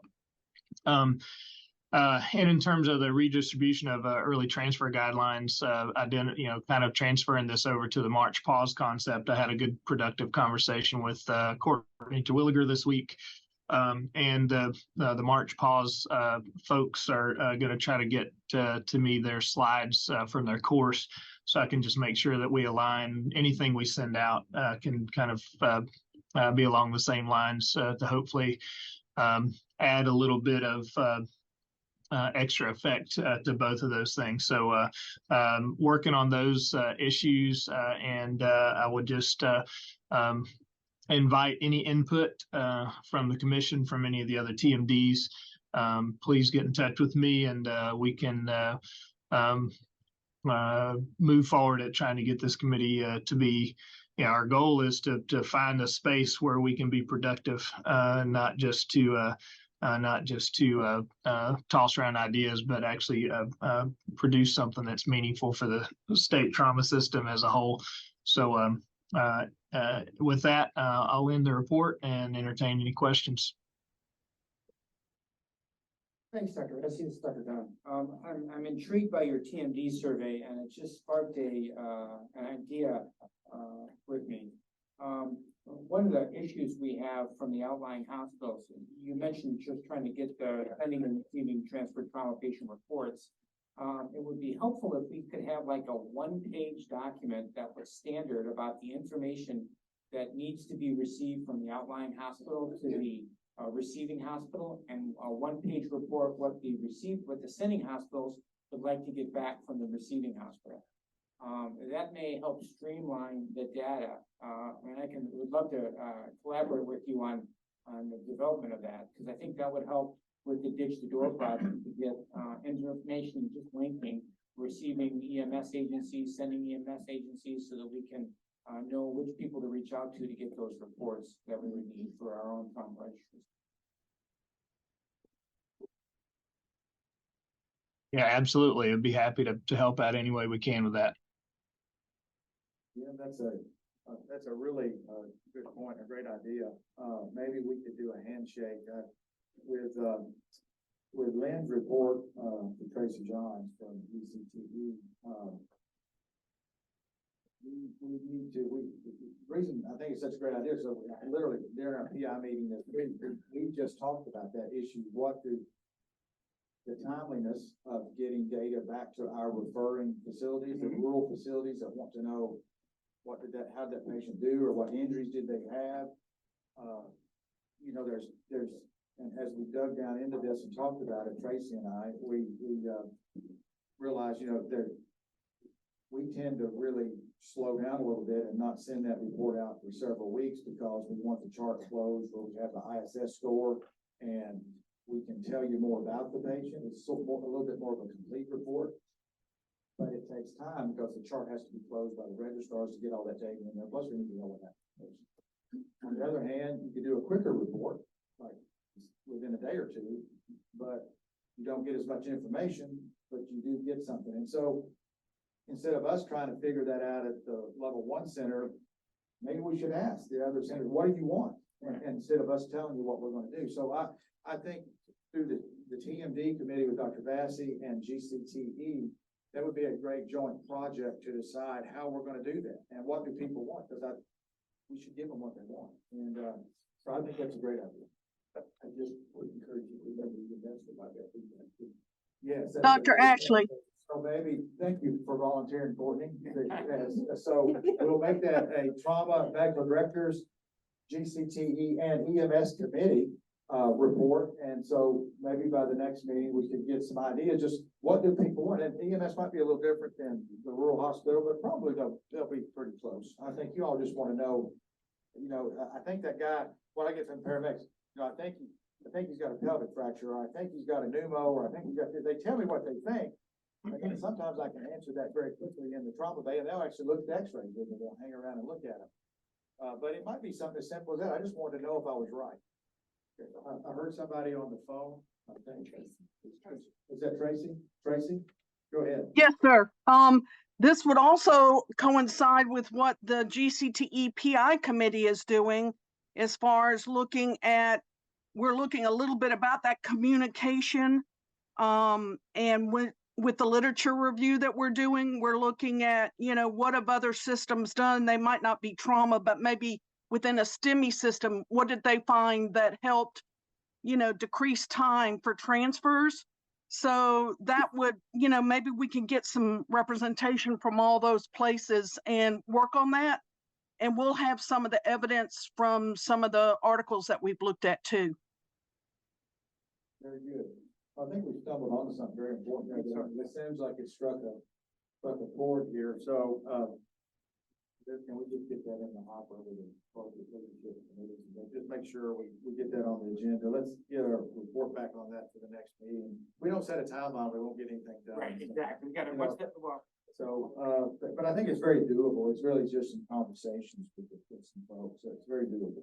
Not to belabor things, but I guess what's our concrete next step that we want to accomplish? Now that this is a great idea floating around, do we need to have a set of time for a meeting to reach out with key stakeholders and then come up with a survey? Or do we want to just put that on Dr. Vassy's lap? I like that idea a lot. Well, I think that's fine.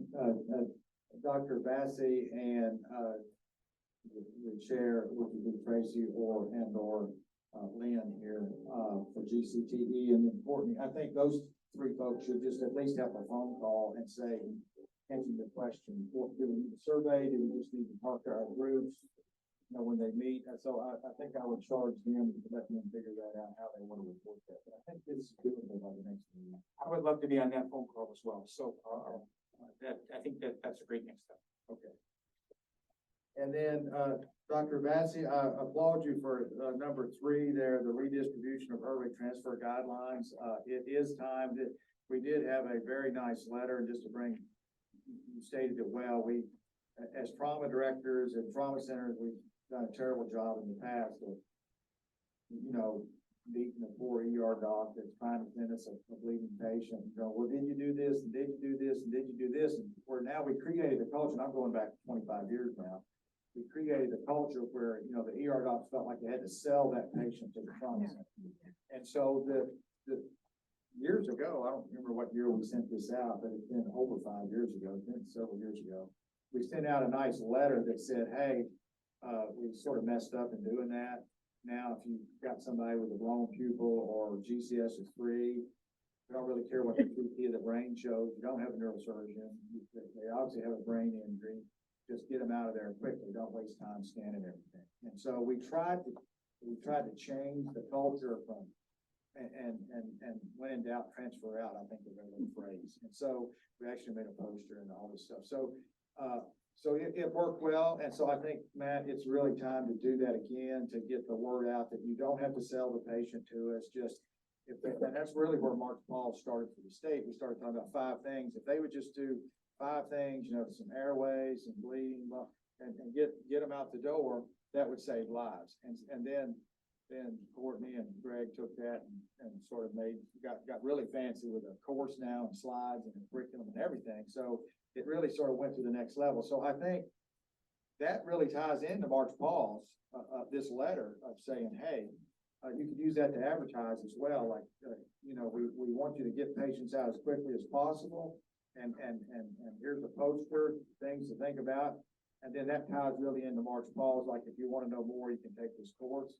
But certainly we don't want to say something in that letter that doesn't go along with March Paul's with what they say for transfer. So I think you're on the right track, Matt. That's great work. Please, you know, move forward with that. Great work. So, actually, one other point, it came up after our last March Paul's thing that impacts what you're saying. I think that, and I hope to put some slides into our March Paul's discussion about talent, because you still have some physicians out there who think, well, I have to give them everything that this facility has in place, or I can give. So we need to unbundle that a little bit and make sure that we have protocols in place, and physicians, nurses, administrators at these little facilities understand that sending them without doing the CT scan is not in violation of talent. So that's a good point. Feel a little bit more comfortable with that. Yeah, no, that's a great point. Okay, Dr. Vassie, anything else? No, I would just add that, and one of the other things Courtney and I talked about this week was I would be happy to be an interested observer in any of the ongoing March Pause development discussions. If you guys would have me, that'd be great. I'd be perfectly happy to join in. Okay, getting a lot of nods around the room, Matt, so thank you. Any other questions for Dr. Vassie? All right, thanks, Matt. We appreciate your hard work. Thanks for taking on that committee and resurrecting it from, you know, being down for a while. Okay, we'll move now into the Georgia Trauma Foundation report, and they'll be presented by Dr. John Bleacher. And Cheryl is here to augment or clarify anything that I may say or misspeak.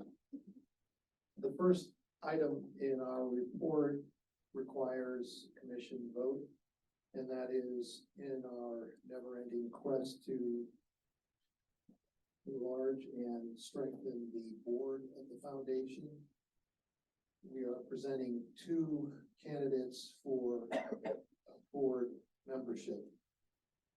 One is from Region 2, the other from Region 5.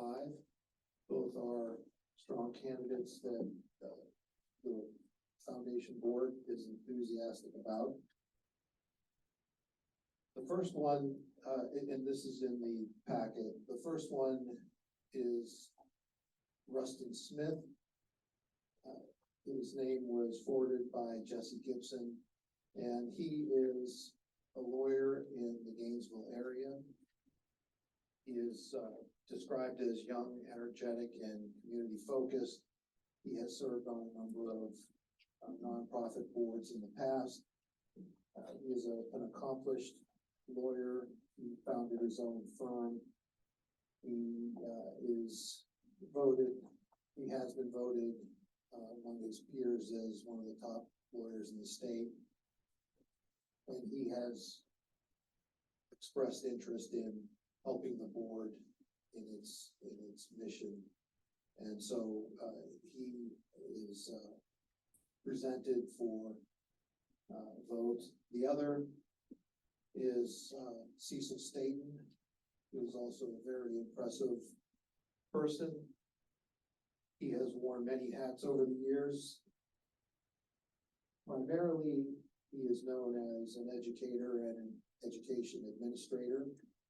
He's also been an entrepreneur, a publisher, and for the purposes of this commission, he is was a prior state senator in Georgia who was in the Senate at the time that the legislation for the creation of the commission was passed, and he was instrumental and supportive of that legislation. As part of his responsibilities as an educator and an educator administrator, he has done some very robust fundraising and has expressed that he actually enjoys fundraising. And so I think that skill in our board would be very helpful. So the foundation presents these two candidates for inclusion in the board for the Georgia Trauma Foundation. I guess I need to make a motion since it's not a committee of the commission, but yeah, I think that's probably right. yeah, so I'd like to request it. I'll make a motion to request that these two candidates be approved for board membership of the foundation.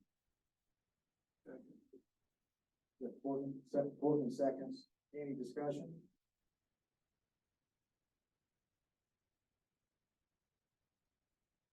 Okay. All those in favor? Aye. Any opposed? Well, John, congratulations.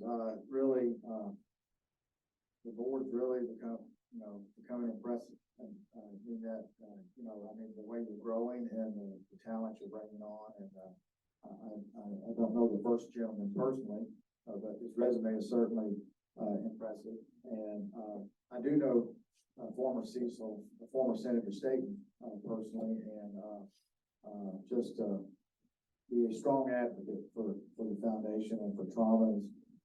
He will tell you he's a former trauma patient and, was on the original committee. I'm glad you mentioned that for SB 60, was on the, represented the Senate with some others, I think 4 other senators, and has always been somebody we could go to back when we first started. And so, he will be certainly very knowledgeable on history and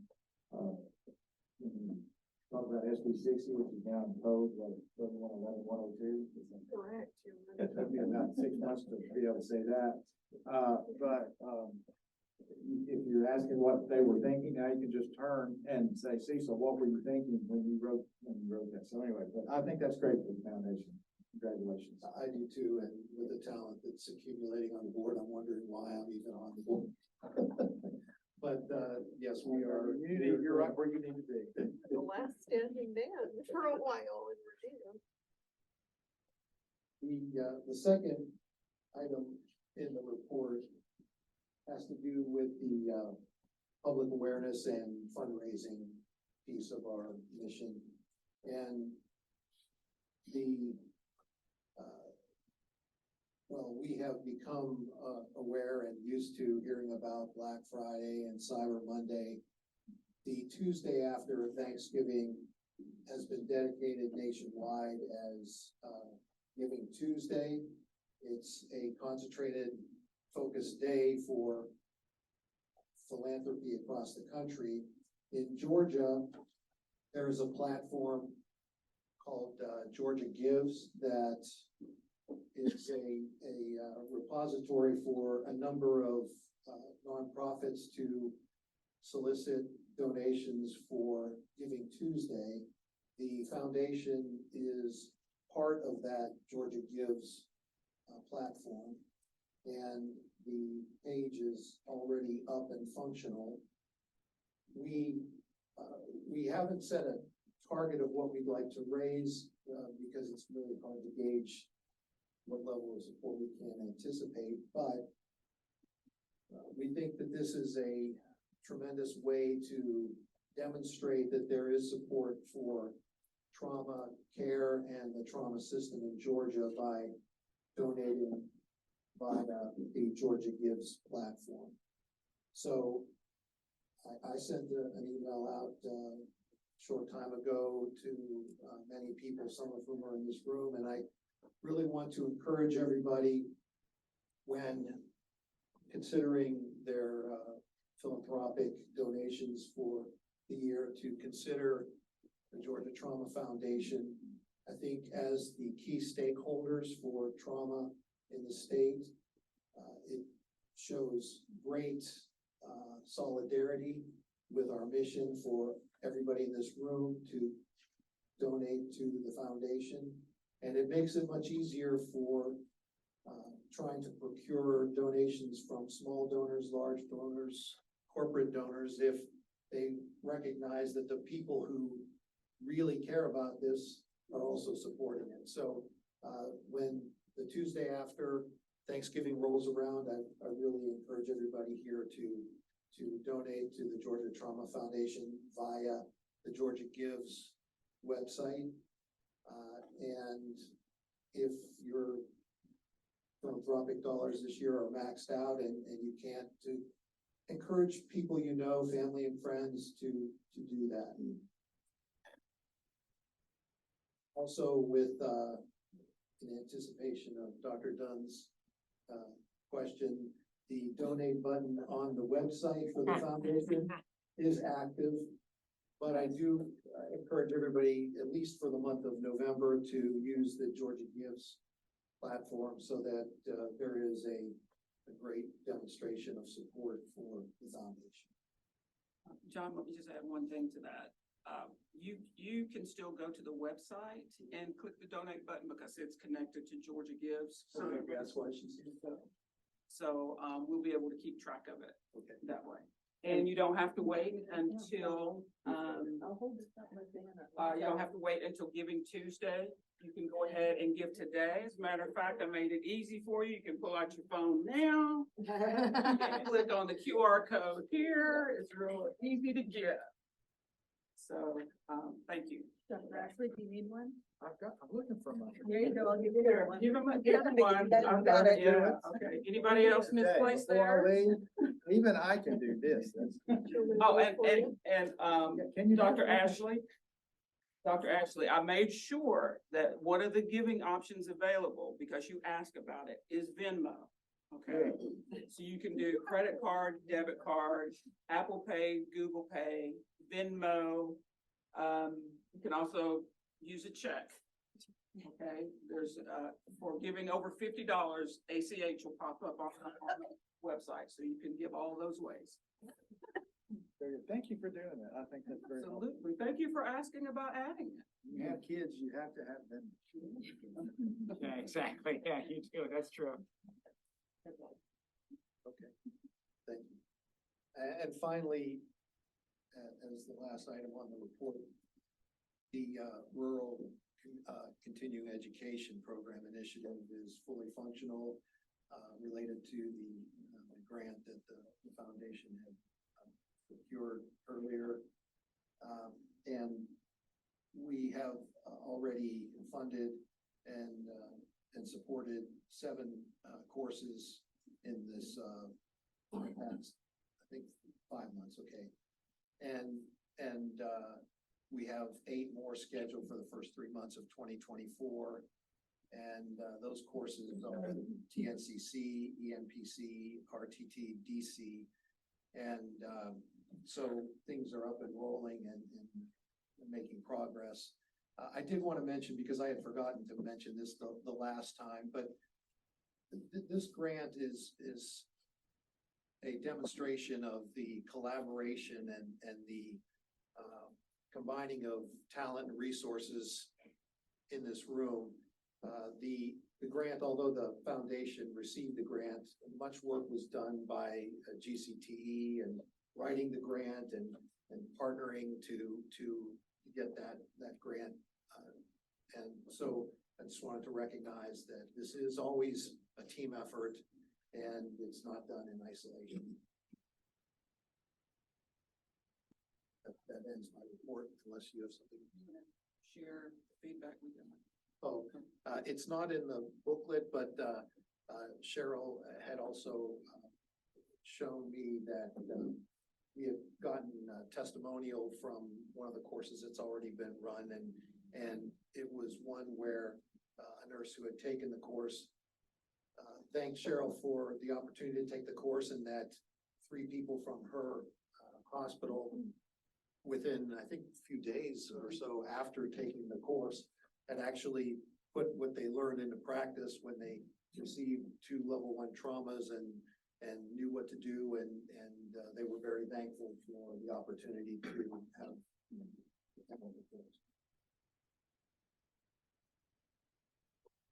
That's great. That's real time feedback there. Very good. Well, thank you, John, for all you're doing, and we appreciate it. And I'm doing my donation right now. That's right. It's not got an amount in there. You can't put his credit card. I'm gonna pull up my credit. No, I'm going, I can Venmo. Okay. All right, so let's move into the GQuip report from, will that be Dr. Todd or Gina? Or both? Yeah. Both. It's a tag team. Yeah, Okay. it's a tag team. Cheryl, the dollar amount is here. You want me to do Lots of zeros. Lots of zeros. I might better distract from this. So, good morning, it's still morning. So the GQuip report's in your packet. First off, the work groups, we did have our quarterly meeting, virtual meeting, on Tuesday. That was robust and long. We had a lot going on at that meeting, but we put out another call for volunteers for our VTE and interfacility transfer work groups. Those were the next 2 work groups we wanted to stand up. We did get some more interest in that and had a couple of volunteers to lead those work groups. So we'll try to get those up and started. The benchmarking platform and data central site. So Arbormetrics, that's kind of the big piece. We have had a lot of movement in the last probably 6 weeks. The big project report is in your packet as well. That's more detailed. Wanted to give you that, but we are on target for the user interface. Will go live sometime late December. With that being said, the logons for the centers will be a staggering rollout for all the centers, and will be everybody will probably be online by the 1st of February. And the center list that I have right now, it's about 130 users, and I expect that to grow. What I have learned is I will be the educator, and I will be the help desk for all those users. So since I'm a party of one, what we talked about is that's where the staggering rollout will come out. So instead of trying to roll out all 34 centers at one time, what we'll do was break that down. So we're logging on about 30 users at a time, and do that in 2-week increments. So that's where that rolling log out on will come out. So the great thing about this is our platform. So it's not expected to come out of the gate looking perfect. So it'll be really important to get feedback from all the users. As we log on, we can't break it. So we'll work on it. We'll look at the data. We'll see what we like, what we don't like, we will want to change. It will be a continuous process. I had a great conversation with some of the Michigan folks a couple of weeks ago, because once we stood up the testing, I panicked a little bit. Like, oh, maybe this doesn't look exactly like I had envisioned. And after talking to Michigan, it made me feel a little bit better that this is a continuous work in progress for us. And that all the stakeholders will be part of that progress for us, and giving them continuous feedback of what we want to see and what works for us. So that made me feel better and excited for what's to come. So my hope is that everybody will be up and logged into the platform, all the centers, within the 2nd week of February. But it will be live. The testing site is live now. The data is loaded for 2021 and 2022 for all the centers, and I will be sending them the first half of 2023, probably by tomorrow. So all that data is loaded, so we're able to look at it and see what's there, and they're working out the kinks with the data now. So that's really exciting from that standpoint. So the PSO is the next item on your report. We actually should be filing the application by the end of the year. It is complete. The application is not really detailed. And the application is really just a starting point. So usually you file the application and then you're almost working backwards. You're putting in the infrastructure after they kind of approve your application. So we'll put in the application and then we'll begin to put the policies and procedures in place that they require. And really, you've got about 3 years to get that into place for that. So one of the first things we'll start working on is the center agreements, because you have to have agreements with all the participants that participate within your PSO. So we already have a draft agreement that we'll be working with the attorneys with, that will go out to all the centers. So that will be our first order of business for that. And then the GQuIP Trauma Advisory Committee, we're meeting as needed with those. I'm sure once we stand up the Arbormetrics platform, they'll be important for some feedback from that standpoint. So. Yeah, and I would just agree with what Gina said on Arbormetrics. It really will be reiterative. Having been on the testing site, there are some things that don't look right. And I think that's what's going to take is the centers and all the folks getting on, looking at their data, helping us identify where the glitches are. And then it'll optimize over time. But it is really impressive when you're on the testing site. It looks fantastic. It's just going to take some time for us really to get the data exactly where we want it. So.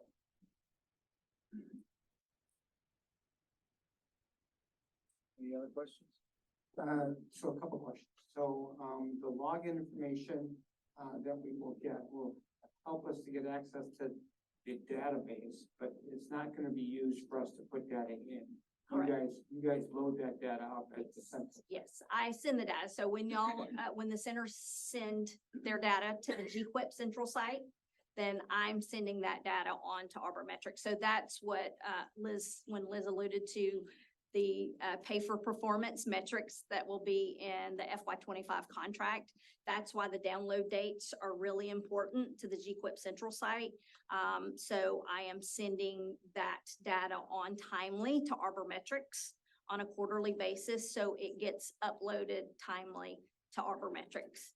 So you're able to see that on the dashboard. So every center will have access to their data, and then they'll be able to see it in comparison to GQuIP, which is everybody's data. So they'll be able to see, so you'll be able to see, Dr. Dunn, how Memorial aligns with everybody else, or it's called GQuIP, which is that cumulative data of everybody within the state. And as I approach Dr. Ashley's age, I become less and less technologically savvy. So will there be a training platform to help us figure out how to, once we log and what to do next? Yes, there will be resources for that. There'll be some explanations, but it's pretty intuitive and you cannot break it. So there's a, yeah, I mean, you really can't. You can't break it. Now what you can do is go, how did I get here? So that's really what I found is I get, I start clicking buttons and then I'm to a graph and I go, well, how do I get here? What am I looking at? Because I don't remember the buttons that I push. So they do have, after the feedback phase, they do have some changes to make based on the feedback. I had some testers that I really appreciated that actually provided feedback, looked at the platform, and even myself had some changes. So there is some changes that are coming before it rolls out. But you can't break it. But yes, they're going to provide some resource guides. We'll have, whether it's a webinar and some Q&A sessions, where we'll do some office hours where people can come on. I hope to have some super users, some folks who really love this kind of stuff and want to get into it, dig into it, and can kind of help me, help other people. When do you anticipate that to occur, the webinar type training? When we start logging on people, because literally when the first group rolls out, only those people will get log-ons at that time. So we'll do, that group of people will do a quick education session for that. I think for the testers, Karen, I know you help, they did a quick little session on, what buttons to click and those kind of things, which was, about 45 minutes or so. I didn't get any session, and it's pretty user friendly, honestly, and it really is just kind of going through and navigating a little bit yourself, and you kind of figure out pretty quickly. The data are actually really impressive. Yeah, but you're also less than 80 years old. Not that far. So I would say, Jim, there'll be a tutorial for the trauma program manager. There'll be a longer tutorial for you and me. That's right, that's Yes, exactly. yeah. With lots of pictures. Lots of Yeah. pictures. Large print. Yes, and make, okay. We'll avoid QR codes. No made, no made. No QR code. Thanks, Tina, that's great. For the folks who were on your call, I do have a group, a nice group. Thank you. Everybody was so responsive. We've got about a group of 9 people to work on your PI template project. And Kathy Martin has already agreed. She already signed her contract without even a scope of work, so we gotta go work that out, but we're close. We're really close. So and it's a good representation across urban and rural and TPMs, PI coordinators, TMDs. So, that group will have to have, and I think with 9, we have at least enough people that if somebody can't make a meeting, because life just happens, so we'll have enough people that we can move forward with that. But that group will be the key players meeting with Kathy to, number one, prioritize. You guys can probably use this most recent collaborative report to drive which ones you want to work with first. She had a suggestion, so I'll loop you guys in together by email and create a formal list of that group, and then we can get them kicked off, and she'll be overseeing all of that as part of her contract. Well, and we have several that are on the GQuIT platform that were picked, and that may be a great place to start Oh, to, good, okay. to have, because I think there's 5 or 6 that are there. That might be a great place to start to tie that into those. So we can look at that as well. Liz, can you just refresh my memory? You told me less than 12 hours ago what the Kathy Martin, yeah, but can you just refresh that again? That's right. Recording of myself.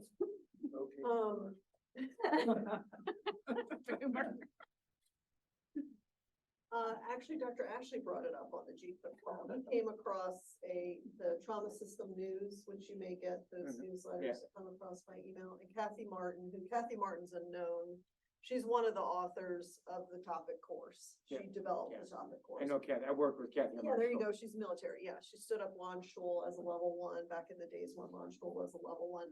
Anyway, she published in the Trauma System News a PI event review template that she used, and in fact, the genesis of that was at Launchstool, because when they were standing it up as a level 1, and during the Iraq conflict, when Launchstool was getting flooded with a lot of patients and they had volume that they couldn't handle, they used a lot of the military folks' wives who were maybe not trauma nurses, but they were nurses, but they didn't know how to review a trauma chart.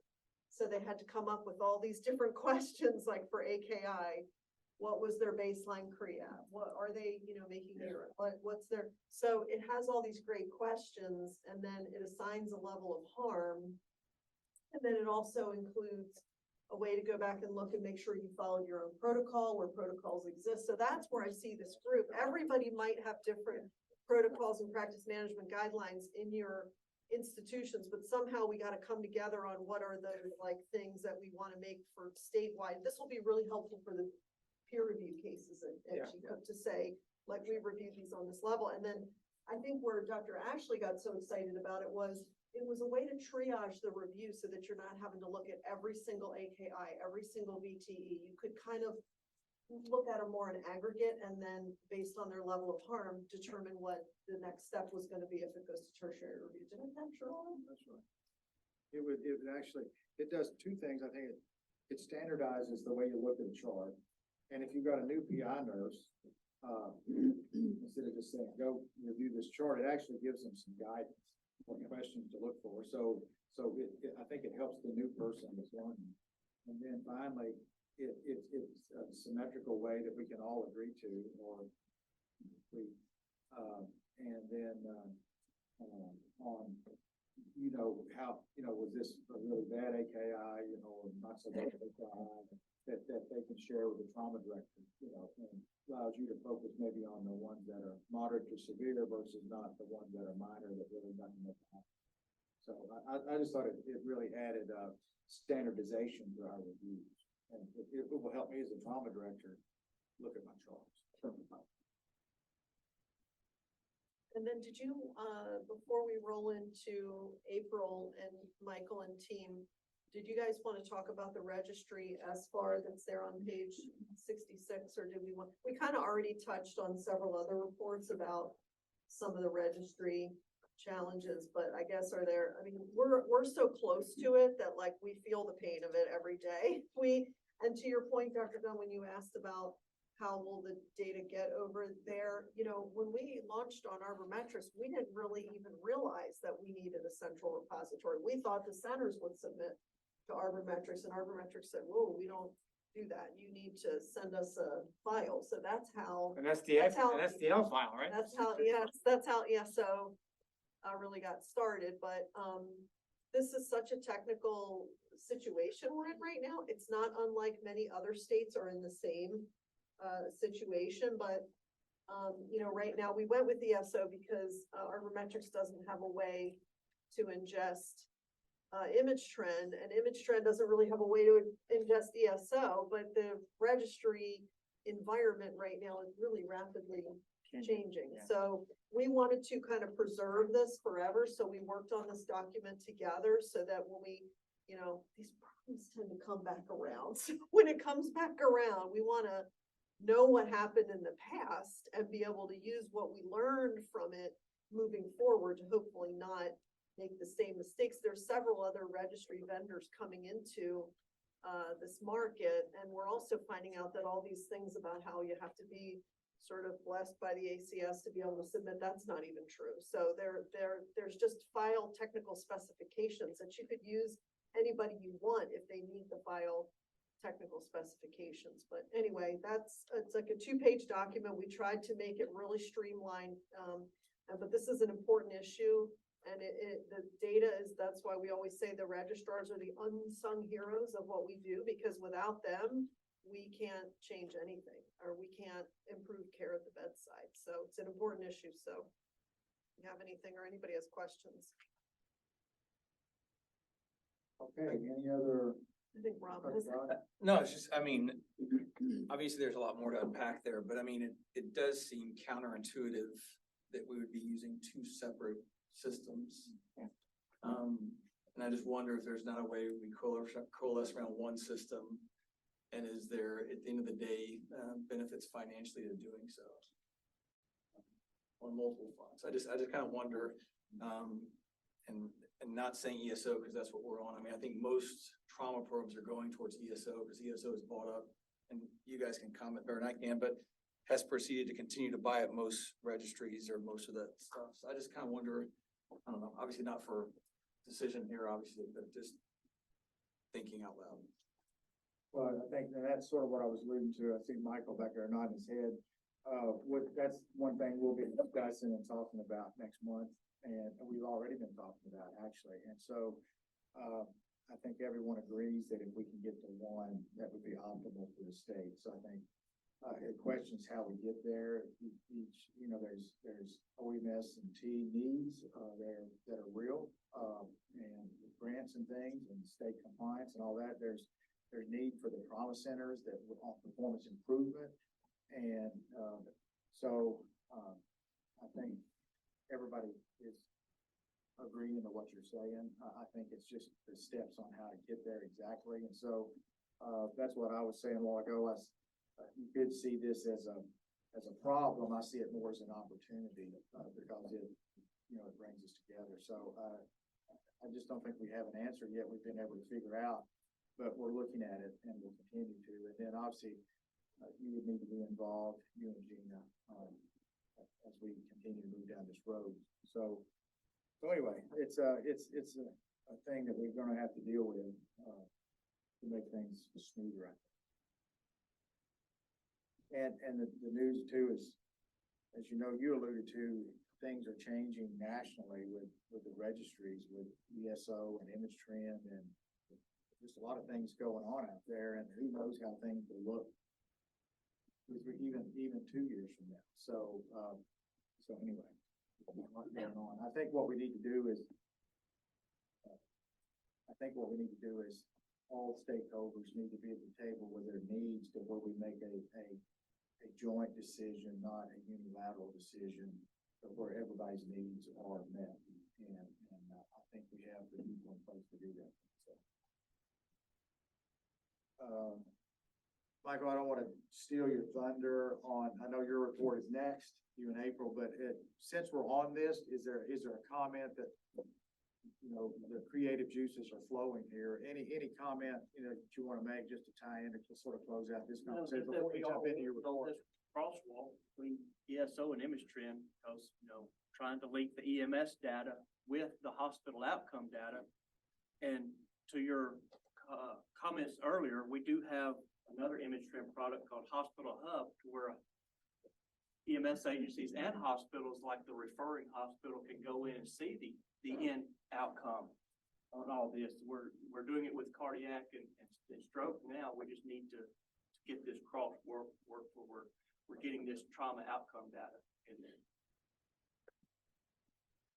And it's taking some time, like Dr. Dunn alluded to earlier. There's different languages with different vendors, so we're trying to match up that language that suits Georgia the best we can. Yeah.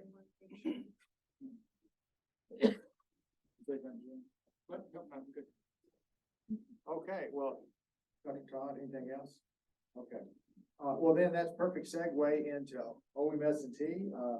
April, I'll see you coming forward, so. The floor is yours. I feel like I'm probably loud enough. Do I have to hold that? Yes, so they can hear you online. Yeah, we have a whole group of people online. Nice try. Nice try. So first and foremost, I want to introduce our new state trauma coordinator. This is Stacy Smith. We have spent countless months trying to find the right person to fill this role. I'm beyond excited to have her here, have her a part of the team. And I know it'll take a while for everybody to get to know her, but I'll be here to help her transition into this role. Do you want to say anything about yourself? No, tell us who you are. Yeah. Don't embarrass you. I wasn't expecting to speak, but my name is Stacy Smith. I'm from Perry, Georgia. I've been a nurse for 24 years. I have experience in ER, ICU, and cath lab. So that was all my clinical background. I do like the ER. I currently still sometimes do PRN work in the ER and do night shifts still occasionally. So I am actively interested in trauma and the care of the patient and patient care and making sure we have the best care for our patients. And so this role I'm excited to take on and hopefully progress Georgia into making sure we can take care of our patients the best way possible.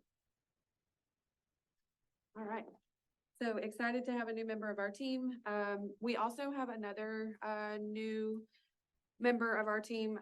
We have a systems of care medical director, Dr. Shazad Muhammad. He is from Northeast Georgia, Gainesville. I guess he's an ER physician for them, so he does rotate through the campuses, but his main campus is the Gainesville campus. So we're excited to have him on board. He'll be overseeing all of the systems of care, helping with trauma, cardiac, stroke, and EMSC. Lots of ACS visits have happened recently, lots of ACS consults, and I want to say thank you to everybody who has welcomed us into your home.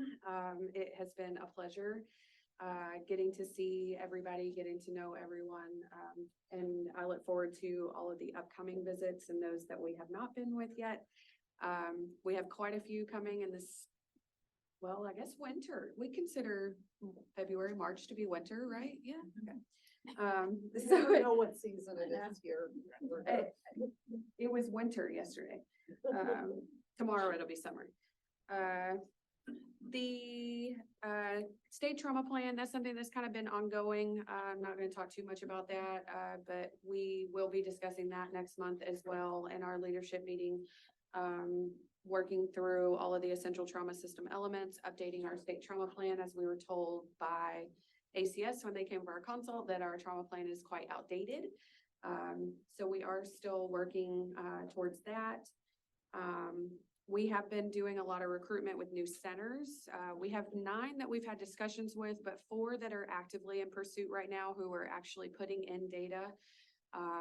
They will all be level 4s. They're all rural facilities. Very excited for them. I mean, they're still at least, you know, a year and a half probably away from even having enough data or being, you know, having a state site visit, but excited for that potential. And they're all in different regions too, so that's super helpful. And good news, I think I had it listed as one of our challenges, but as of earlier this week, it is no longer a challenge. We have some resolution to the 2023 and the 2024 data. We will have the 2023 SDL files out to the centers in just a matter of a few short weeks.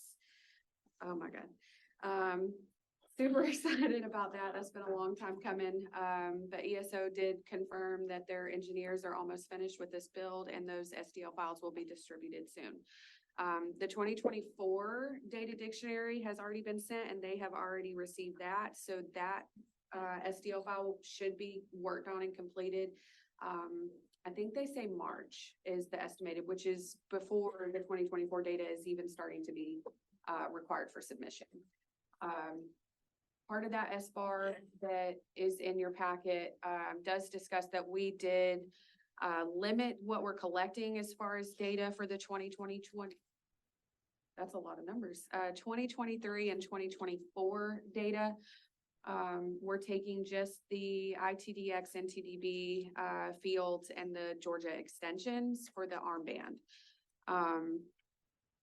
We have discussed potentially working out mapping issues and what the future looks like between the 2 registries for 2025 and further. But for 2023, 2024, we do have resolutions to those. And we feel pretty confident in those resolutions. We have actually gotten our IT team to help investigate like some of the mapping and to make sure that this is gonna work. We're not gonna have any more issues with the validity of the data. Kelly asked me to give a little update on the armband project. We have talked with Angela at Northeast Georgia. I know that there was some concerns over letting the pilot continue because we have not received the data. We assured her that we have asked ESO to expedite this SDL file, which they have done. So in just a couple of weeks, we'll have all that data in. Kelly and Dipti are, you know, very prepared for once we get that data that we start analyzing it. I have reached out to a couple of other states that have done armband projects to see what specifically they found in their data that was useful. So hopefully when we start running reports, I can use some of the reports that they have used, because they have found it to be a fruitful project in other places. So hopefully we find the same thing, but I know the concern is that there weren't a lot of transfers between these facilities. But I don't think, you know, I don't think the project was a waste. I think it'll at least show us something, so. Absolutely, for sure. I'm gonna talk about Gina for a second. Gina and Marie have started doing data validation visits with our level 4 centers. Just in an attempt to get back in there, help them with their data, look at their PI, look at their charts. This is gonna better prepare our level 4s for getting back current and up to date with their designation status. I'm excited for that. Marie, I haven't talked to Gina specifically about the one that y'all recently did, but Marie said it was very, it was a good visit. So we're excited for those. Dan Lynn has finished the 2021 trauma annual report. We are reviewing it currently, and once it's approved by us, it will go to communications for approval, and then that will be published. We do have access to the 2022 data as well. Thank you to Liz and Gina for allowing Dan Lynn that access. So we should have the 2022 report very quickly after the 2021. Do you have any questions for me?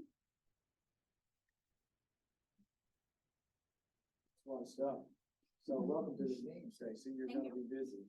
I am. I think it's Stacy, right? Yes. But anyway, no, great work, April, and I'd like to acknowledge, I've been on some of the visits with you, and you're driving the wheels off your car. So we appreciate all your hard work. So I know you're glad to have some help.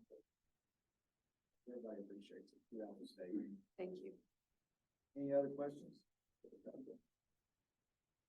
Okay. Thanks, April.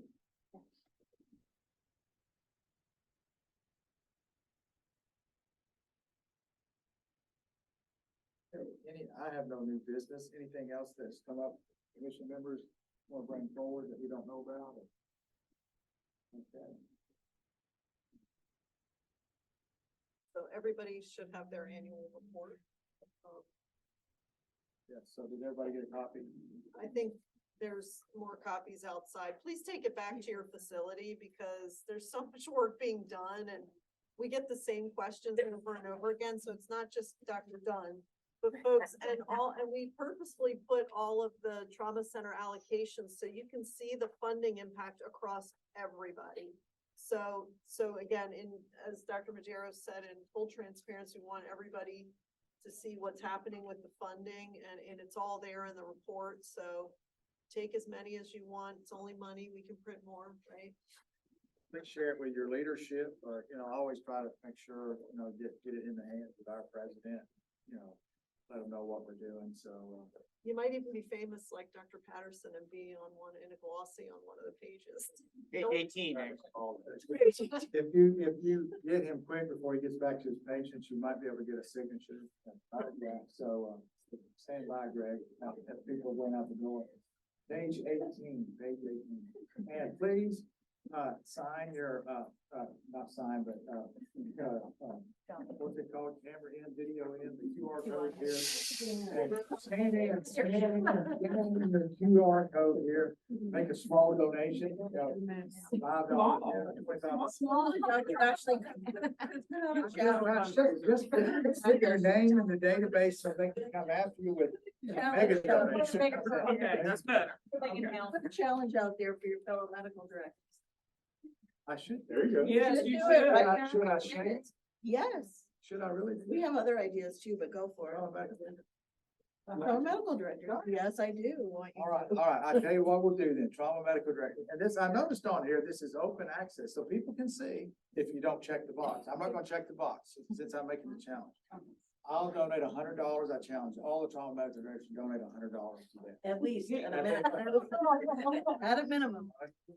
Yeah.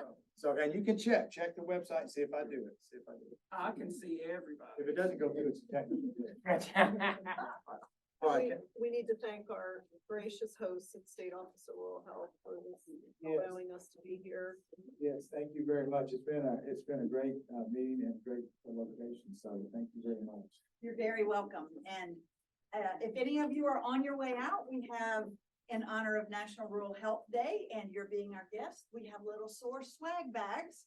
So please pick one up on the way out and think of us as you're driving home digging through it. All right. And our lunches in the Lunches back. in the back. Yeah. Okay, can I get a motion to adjourn? Motion to adjourn. Okay, we can adjourn. Thank you.